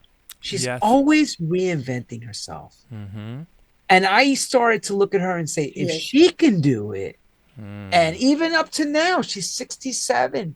Right. Okay, granted, she don't have to do it anymore, but she still somehow, some way, always pops something new that the younger generation embraces her. That's a very hard juggling act. Because some of us get pigeonholed. Like a lot of times, people will say, well, you're known for classics. Okay. Right. Okay, I'm known for classics. But yet, if it's whatever I walk in the room and I see, I'm going to do. See what I'm saying? Right. So it's hard. It's hard look, how about this one? You walk in a room, you're there, but you're not seen. That's a tough pill to swallow. It is. So you have to ask the question, can you handle those things when you're not top of that game anymore, or they're not playing around with you anymore because you don't have anything they need. Right. That's Right. called realness, people. So ask me how many times I had my wife say, "What are you doing? Why are you still staying in this?" I think because I know deep in my gut I could turn things around when I put my head to the grind. But it's really you have to really put aside everything you know sometimes Yeah. to kind of embrace what's the next steps. Yes. You know, Wow. because those go-tos are no longer go-tos. There's those safety things that you did that got you the money you needed or the kind of work you were used to. They're not there anymore. Right. They're, or just an unacceptable behavior, or that's just not the way it works. Right. We saw this with the gender equality thing that happened, that things that would happen 30 years ago, like the way people were treated, would never be accepted now. No. I do this in my interviews. I'll ask people, we'll talk about stuff, and we'll say, and I'll always ask this question: do you think you can get away with the stuff you did then now? And they know the answer is no way. I would be arrested, road raged, I would be killed. Goes with the same with your music. Certain things you do, the way you did it, is just not common practice. It's kind of like looking like, again, the horse to the steam engine. So you kind of have to learn to juggle all this and like in it, and box it up and refresh the package, make it smell good, clean it up, and represent it back out there with its new feeling. Because what's old is new, and what's new becomes old. There, it is cyclic. Yes, people want what I did in the 90s. Easy for me to do, but not exactly the same way. Right. Not exactly the same way. Because if I did it exactly the same way, it would sound, oh God, he's dated. You got to put a spin on it now. Tired. Yeah. Tired of capital T. You know, I hear that shit. You don't think I don't hear that type of stuff? Tired. Felicia. Bye, Felicia. Bye, Felicia. That's right. You LaReina. Bye, Felicia. When you hear bye, Felicia 1, 2, 3 times, it's like, yo, I mean, I better listen to this name. Or open your mind and allow new things to come in. Implement what you're doing. And a lot of times it's hard. That's a hard thing to accept. That your shit, what you're known for, doesn't really, it's loved and revered. You kind of have to make it work for now. Yeah. I learned that from Adidas, Nike, all the main companies, that as trends change, they change. I said it, and they've been around decades, long time. If they're changing, you have to change, but not lose what makes you Dan, what makes you LaReina, what makes you Lenny, what makes you David Morales. You keep, there's a core part that is you. Right. Don't lose that part. Just implement changes to refresh the brand. You heard those gems? Those are gems. He just dropped gems. Listen, the whole thing has been gems. Wow. Wow. Yes, Lenny, Lenny. So yes, dear. I just want to apologize. I have moya moya, which affects my short-term memory. So I'm sorry for saying Jersey. Shout out to Queens. Shout out to because let me tell you, child, it was a pleasure for me to play at Wheat Creek Park, and I'll tell you why. Because if you could turn that crowd out, they are the roughest and toughest crowd to play to. I'm serious. If you could turn them out, being from New York, you got something. I know that.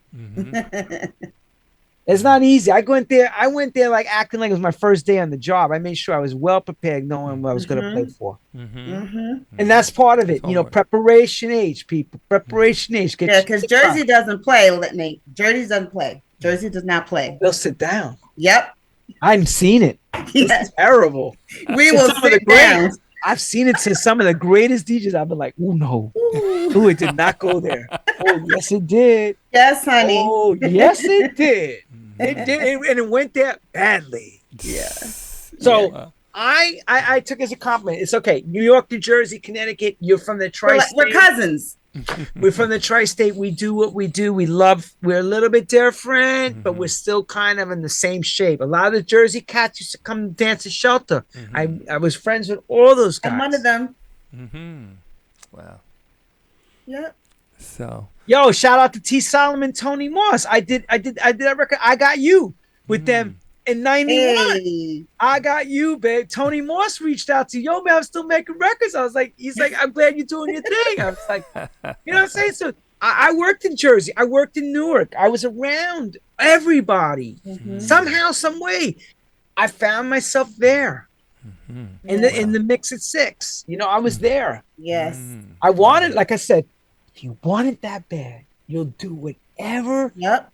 Madonna slept on the floor at 92 WKTU for days. Slept at the door of the programmer's desk. Yep. Lucky Star played. She did.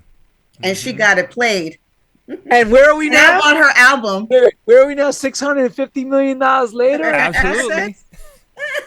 Absolutely. So there's a dream, there's a way. Martin Luther King says, you got that dream, make it happen. Well, yes. there's another thing too. You know the old saying, if there's a will, you heard that one, right? There's a will, right? Yeah. Yeah. There's a will, I heard that too. No, I mean, if there's a will, there's a relative. Anyway. Anyway. Dan. Okay, I couldn't help myself there. Anyway. Dan, you're right. There's a will, there's a way, brother. That's always the way. Yeah. No, he just told a corny joke. I know, I heard. There's a will, there's a relative. Anyway. Somebody's get those coins from the relative and go try to do a record label. Bad move. Don't do it. Don't do it. Bad investment. Don't do it. Okay. Don't do it. Yeah. Don't do it. I want to take a minute, and then I guess we're gonna speed up the pace only because we're running out of time. I really would love to take you to dinner. Just sit down at the end of the day. Hold on. Okay. I got an email saying that this was going to be 1 hour conversation. We're now an hour and 45 minutes, which is fine. I'm just like wondering when. I was like, okay, we're going to keep going. It's okay. So, ladies and gentlemen, he's got Lenny. Commercial break. He needs to take a commercial break to pay the bills. So he wants to make sure everybody is moving. Well, this is like HBO. We keep going anyway. Unplugged and going. Right? Okay, I need to talk about True House Stories. Please. Oh, God help us. Yeah. Tell us about that. Okay, so we're in our 6th year. Working towards our 6th year already. And look, real simple. When COVID happened, I was watching everybody DJing. And I was like, I ain't going to do this DJ thing and just get on there and play all day. And I'm not going to do any of that. So I said, we started first before pre-COVID. I was doing a radio show on House FM in London, and we would do a wrap-up show, which became the fetus of True House Stories. So what I would do is I would do live House FM, and then on Zoom, kind of like what you guys were doing, we would do this wrap-up show. And in the wrap-up show, I had Mickey Affleck, Kenny Carpenter, and some other folks come on, Robert Owens. And what we were doing was we were sharing their lives and talking about their coming up in the game, which was kind of like your pilot to what True House Stories developed to. So people were writing into me saying, man, Lenny, you really are a great host, and you ask the right questions, and I was like, all right. So this little thing called COVID happens. We the world goes to sleep for a while. Right. So Dan said it. I was working with Karen in the UK, and she was like, well, what do you want to do, Lenny? I was like, well, you know what? I think first, let's try to do some teaching sessions on some dance music. So that's what I did. I did some episodes where we did 8 or 10 episodes on basic how to make a house record. And I was showing them how I was setting it up and producing, and that was another thing. So that finished. We're done. And she goes, well, what do you want to do? I said, well, maybe we should come on Wednesdays. 1 o'clock in the afternoon, because everybody's home. And let's do this thing where I call up, bring on certain individuals. We'll do it every week. It'll become a soap opera, kind of like so I call Marshall Jefferson, and Marshall agrees. We start our first show. I think there was 100,000 people watching. Really? It was crazy. Awesome. And I started out with the de facto question, Dan, how does music find you as a young guy, young kid? We want to hear it from when you were living home. Did you find it or it found you? And then Dan would start. And then the next questions would be right after. And I would basically be your guide. Right. Because I would always say no one tells their story better than the person being interviewed.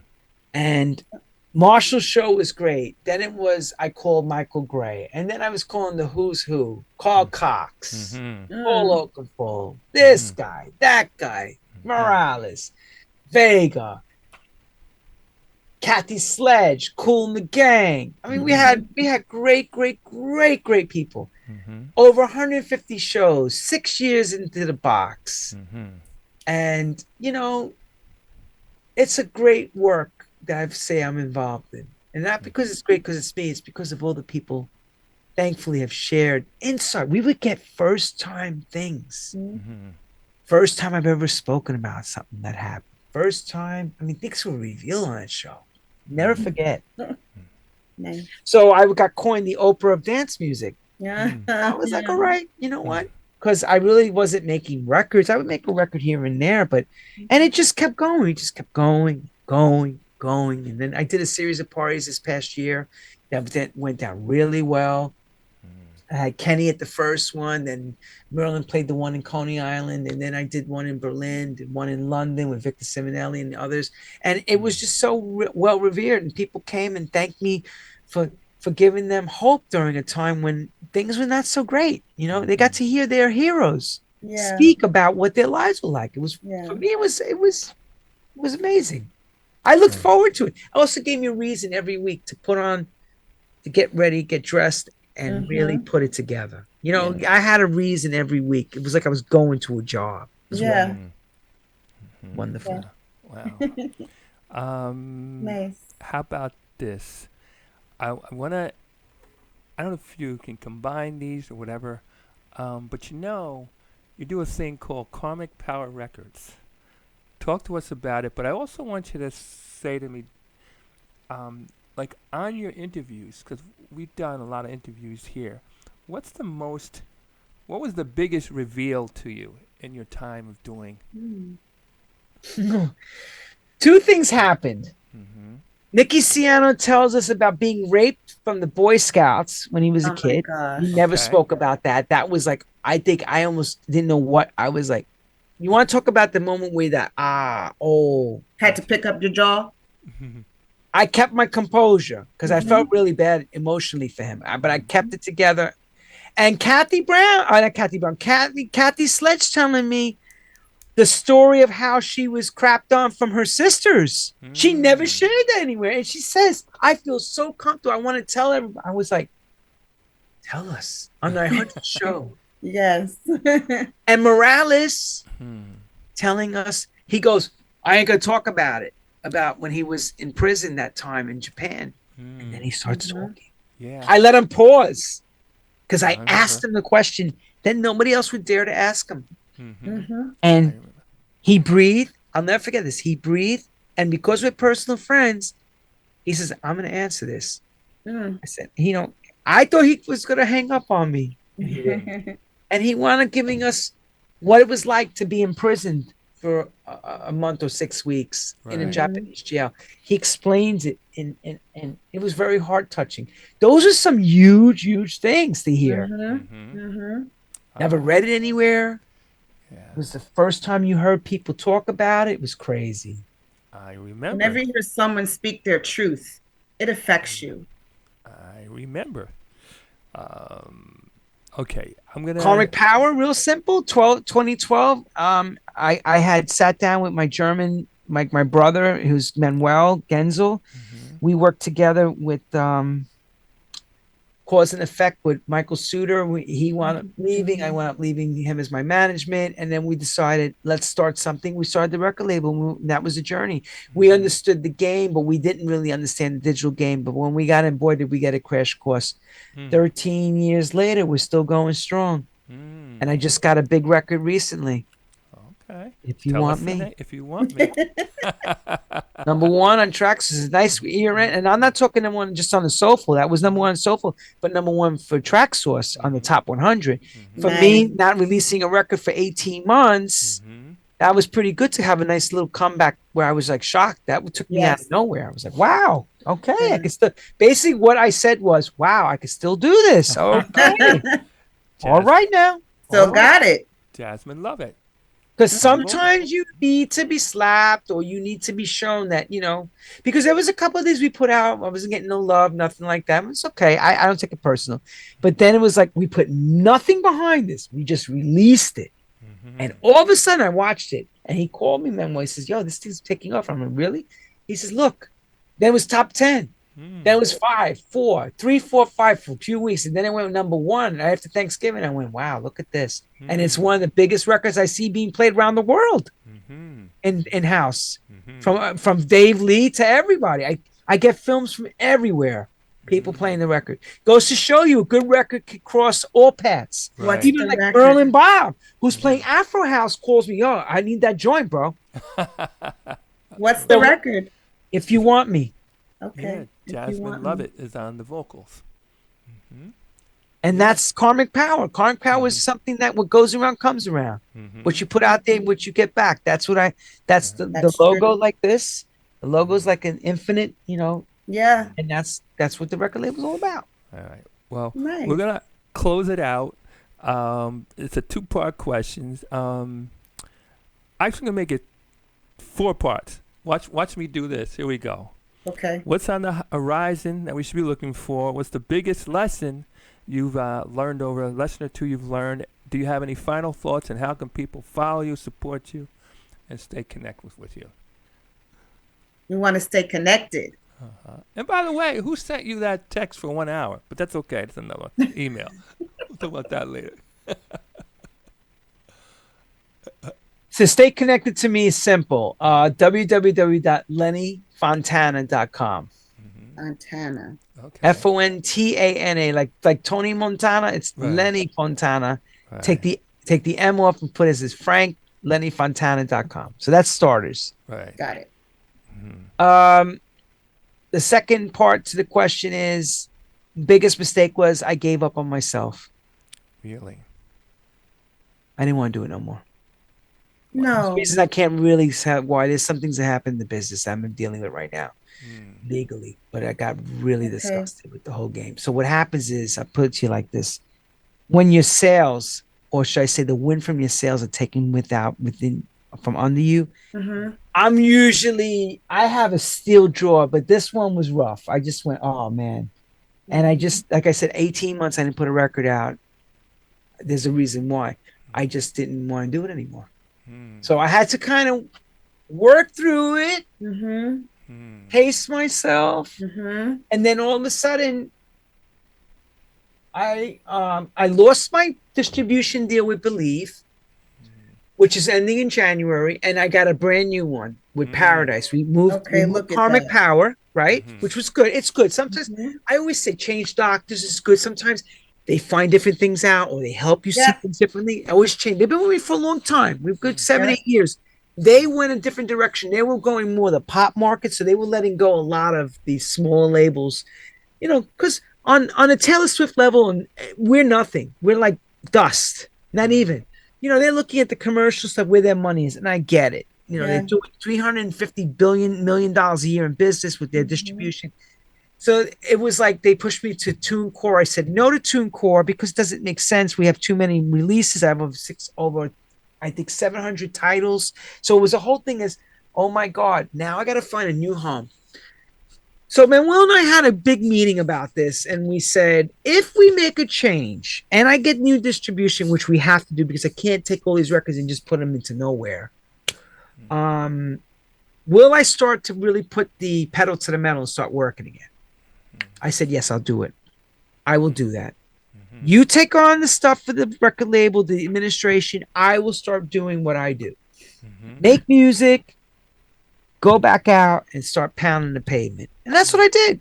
I started prepping. The Jasmine record was pretty much my first record back to knock, knock, who's there? I'm here. you know, and let's see what happens. So I got some really big records in the pipeline that are all done and all into my new distribution deal, which starts January 11th. And then we'll just have the switch over, and we're just, you know, my first new release comes out end of January. It's called Stay With Me. Okay, put All us in the night. loop. Stay with me. I can't wait. A big tune. So, you know, we're gonna put our oomph behind everything. Did I catch all the answers? I don't know if I caught. Yeah. Yes, you yeah, did. Yeah. Just final thoughts, and also want to give a big shout out to a young lady that's pretty local for us. And I'm gonna give you a hint. The initials to the song are HY. Oh gosh, Dan. Who could I be talking about, Lenny? Okay, I'm gonna give you another hint. The last word of it is yeah. Yeah, I know. I thought you were talking about HY. I was saying, is that from Newark, from Jersey? Yeah, absolutely. She's Tell all me who good. it is. She is great. Yeah. You know how I got her? You know how I got hooked up with Larry LeBert? I called him a New Generation. Okay. Who? Larry Larry LeBert. LeBert. No. Oh, I called Vangela him. Crow. Okay. Oh, Vangela. Yes. I called Larry LeBert and said, dude, who's that woman on that record? He's like, you want to work with her? I said, oh man, I got this track. I really want to do it. He's like, I'll hook you up with her. I was like, we hooked up, we started talking, and yo, everybody say yeah, it was one of those records I did and everybody loved. It was like, whoa. Made her get a lot more fans out of that one. She got a lot of love and respect around the world for that record. But she's the cadoodle, man. She's hot. She's such a sweet person. Right. Oh my god, they don't come any sweeter than her. She's our girl. I saw her at Week Park. I know. I'm like, yeah. Yeah, I saw her then too. I interviewed her also, like in the first year I was doing the show, and every once in a while we touched base, and I ran into her there. Also, when Charles Dixon had his birthday party, she was there too. We reconnected, so it was all good. So I performed for her. Huh? I performed for Vangela when she did the house music event at Lincoln Park. Okay. I was one of her dancers. wow! You, LaReina. All right. Yeah, Well, it was nice. Last question, Lenny, and we're gonna let you go on with your life. Yeah. Again, any final thoughts? You know, keep your mental health in check. And check around you, everybody that is okay. Even if you think they're okay, just check in. We're losing too many good people. Yes, we are. I don't mean to be Debbie Downer here, people, but you're being real. It's got to be, check in on everybody, because I sometimes watch Facebook. It feels like the mortuary pages. Yeah. It's like, yo, who passed now? And that's another reason why, thank you, Lord, that I did True House Stories, because we got some of these people that are no longer with us. And some that were supposed to come on the show didn't make it. Oh, it's terrible. Right. But they continue to rest in peace. That's my final thought. And the other thing is, if you don't believe in you, think about this. If you don't believe in what you do, and I'm not talking about you have to showboat and brag. You just have to be able to walk with a swag that makes people realize your shit is right. If you tell me that, you have that energy about you, then others will believe in what you're doing. But if you don't believe in you, you can't sell it. You can't sell it. And I'll leave you with that. Those are facts. Let me just say one last thing. I'm telling you, brought me back to this guy. He's in his 90s now, and I sold this property, I don't know, maybe 2 years ago, he and his wife, and he said to me, okay, well, let me do it this way. So there was a young guy who talked to this older lady, and she said to him, Miss, I'd like to get some advice from you. You're an older lady. And he said to her, he said, if you could go back to your 20s, what would you do differently? She said, I would listen to my father. And he said, wow. He says, well, what did he say? She said, I don't know. I didn't listen. Anyway. I knew it. Okay. I knew it. But real quick. You heard that? But real quick. No. No, but anyway, go back to this man real quick. So he said to me, there's 3 things. I'm going to see if I can remember all 3, but I remember the last one. He said, every day, he said, do something for yourself. That was the first thing. Then he said, number 2, he said, be kind to other people. And he said, the third thing, which really stuck with me, he says, you are who you say you are. And you know, like who said Muhammad Ali was the greatest, if you think about it? He did. He did, exactly. And he made us all believe it. Yep. But he showed you Yes. through the knockout that he was. Yeah, but you just said the same thing to me, and it's very, Show very and tell. important. Because you know what? I know everybody who watched this show, eventually, like we, on the average, we get about, between all the different platforms, we get anywhere from 25 to 3,000 live views. Facebook is really like the lowest. That one and Twitch, I think it is. But everybody has gone through something where they felt like throwing the towel in. Everybody who's acknowledged it or not has struggled with should I, shouldn't I just forget about it. And, you know, for the ones who make it big, they find a way to keep going, you know. So anyways, we got to share that with you. The moral to the story is never give up. Keep going. Absolutely. This goes to my boy Ted. Ted told me this from back in the garage era. And we were friends forever. He says, if you fail to plan to fail, brother. Absolutely. All right. He would tell me this all the time. Ted would say to me, yo, man, just remember what I'm telling you. Went, I hear you, Ted. I hear you. I always hear him telling me that. And really, life is, I'm not saying you have to make massive plans, but you kind of have to have some sort of trajectory. Yes. What do you think you're going to want? What's your end game? May it be the best crochet person or the best dancer, or you want to be a great chef or be a great parent. If you want to be a great parent, you got to put the time in. You got to put the time in the child. It goes with the same. Whatever you do, you got to put that time in. I would tell my children, whatever you do, be the best at it. If you pick boogers for a living, be the best booger picker that's ever. The boogaloo, baby. The boogaloo. Yes. Well, folks, I know this ran way over. This has got to be at least in the top 2. I can't think of another one, but at least in the top 2 of longest shows we ever did. I didn't. But you know what? I got to tell you something. So this is every year we take a hiatus after the second week in December, and I got to tell you, this is the best hiatus I could have ever imagined. And folks, go watch this multiple times. There's so many jewels in this conversation. And Lenny, I just want to say thanks. Thanks again. I don't know who sent you a 1-hour email, because, you know, our whole thing is, you know. Well, it said 1 to 2. Yeah. I should have asked. I should have said, is it BPT?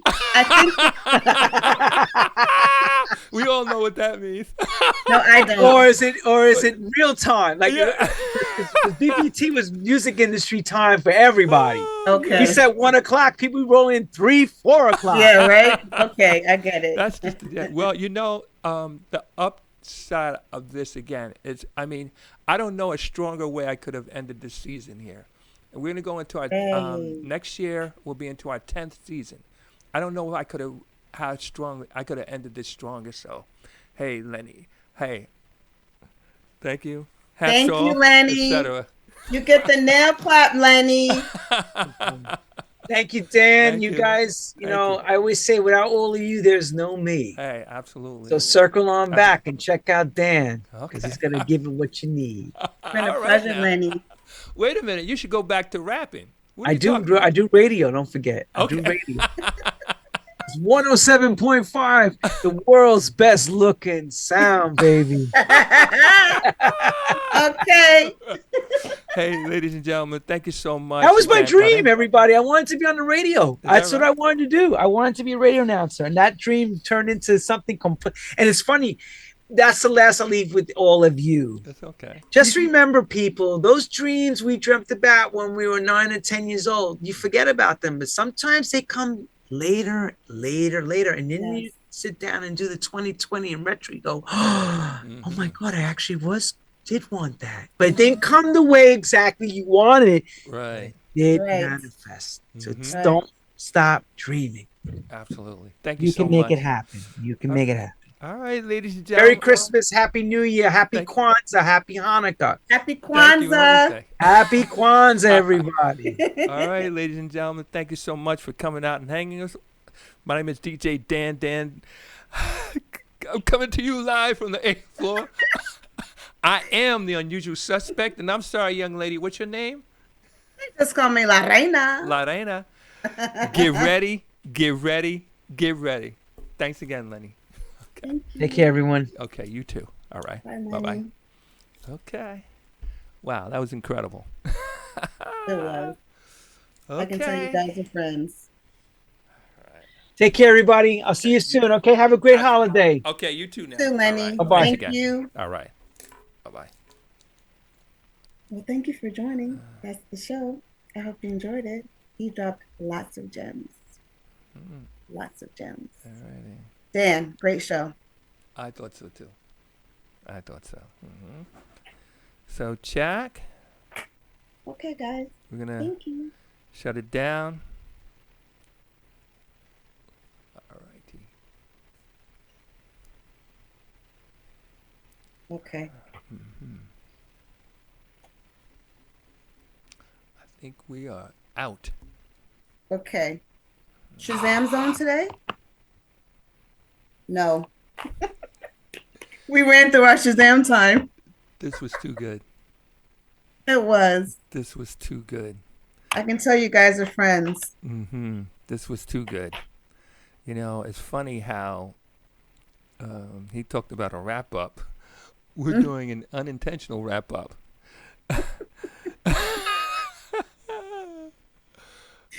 Yeah, we are. Yeah, we're done. Hey, you know, if you had to say something stuck out in your head, Chuck's going to shut us down momentarily. What would you say? What stuck out in your head the most? When you talked about going to the garage and having the experience of just learning and acting like a sponge. And that's how he learned and taught himself basically how to be in this game they call DJing in the house community, DJing with house music. Okay, interesting. What about you, since you know him? I would tell you, I would say one of the things that stuck out the most is that whenever you're doing something, there comes a real time, and I'm just kind of rephrasing it in my words. There comes a time for real testing. And the testing is, okay, do you really want it? Do you really believe it? Do you really feel like you're heading in the right direction? Can you make it happen? Yeah, because he mentioned, right now, I just made a major decision. I am going to stop doing something that I was doing for years, for most of my adult life. I'm gonna, because as far as I'm concerned, it violated one of my principles. So I said, I got a decision to make. I can overlook it. I can live with it, which I wasn't willing to do. I can change it, which I couldn't do if I wanted to, and would not even couldn't do it. No, let's keep it real. Can't change it, or I can leave. I made a decision. I need to walk away. Okay. I'm not willing to violate my principles. And, And I can appreciate that. yeah, and some people can, oh, you shouldn't do that because it is, but you know what? Everybody has a point where they say, you know what? This is a line that can't be crossed. Exactly. And when you reach that point, then you got a decision to make. A, That's do I want to it. violate my principles? Or B, do I want to be true to who I am? And I decided to be true to who I am and what I believe. Hard, though. Hard. You know, Chuck. Okay. Hard. Thank you, Chuck. So. Are you happy with your decision, Dan? Okay, so let me say it like this. I'm not super excited that I made a decision, but I know it's the right decision. Okay. Put it that way. Your body never tells you wrong. Hey, listen. Okay. Well, yes and no. When I ate that sweet potato pie the other Whew. Well, that's a sweet potato pie, baby. That's going to happen regardless. I wasn't violating any of my principles. No, you weren't, but it was. All right, then. Take care. Hey. All right, Dan. All right. Hey, you enjoy yourself. Take care. God bless. All right. You too. But All we'll that good talking. stuff. Uh-huh. Yes, we will. We'll chit chat. Okay. All right. Bye-bye. Later. All right. Bye-bye.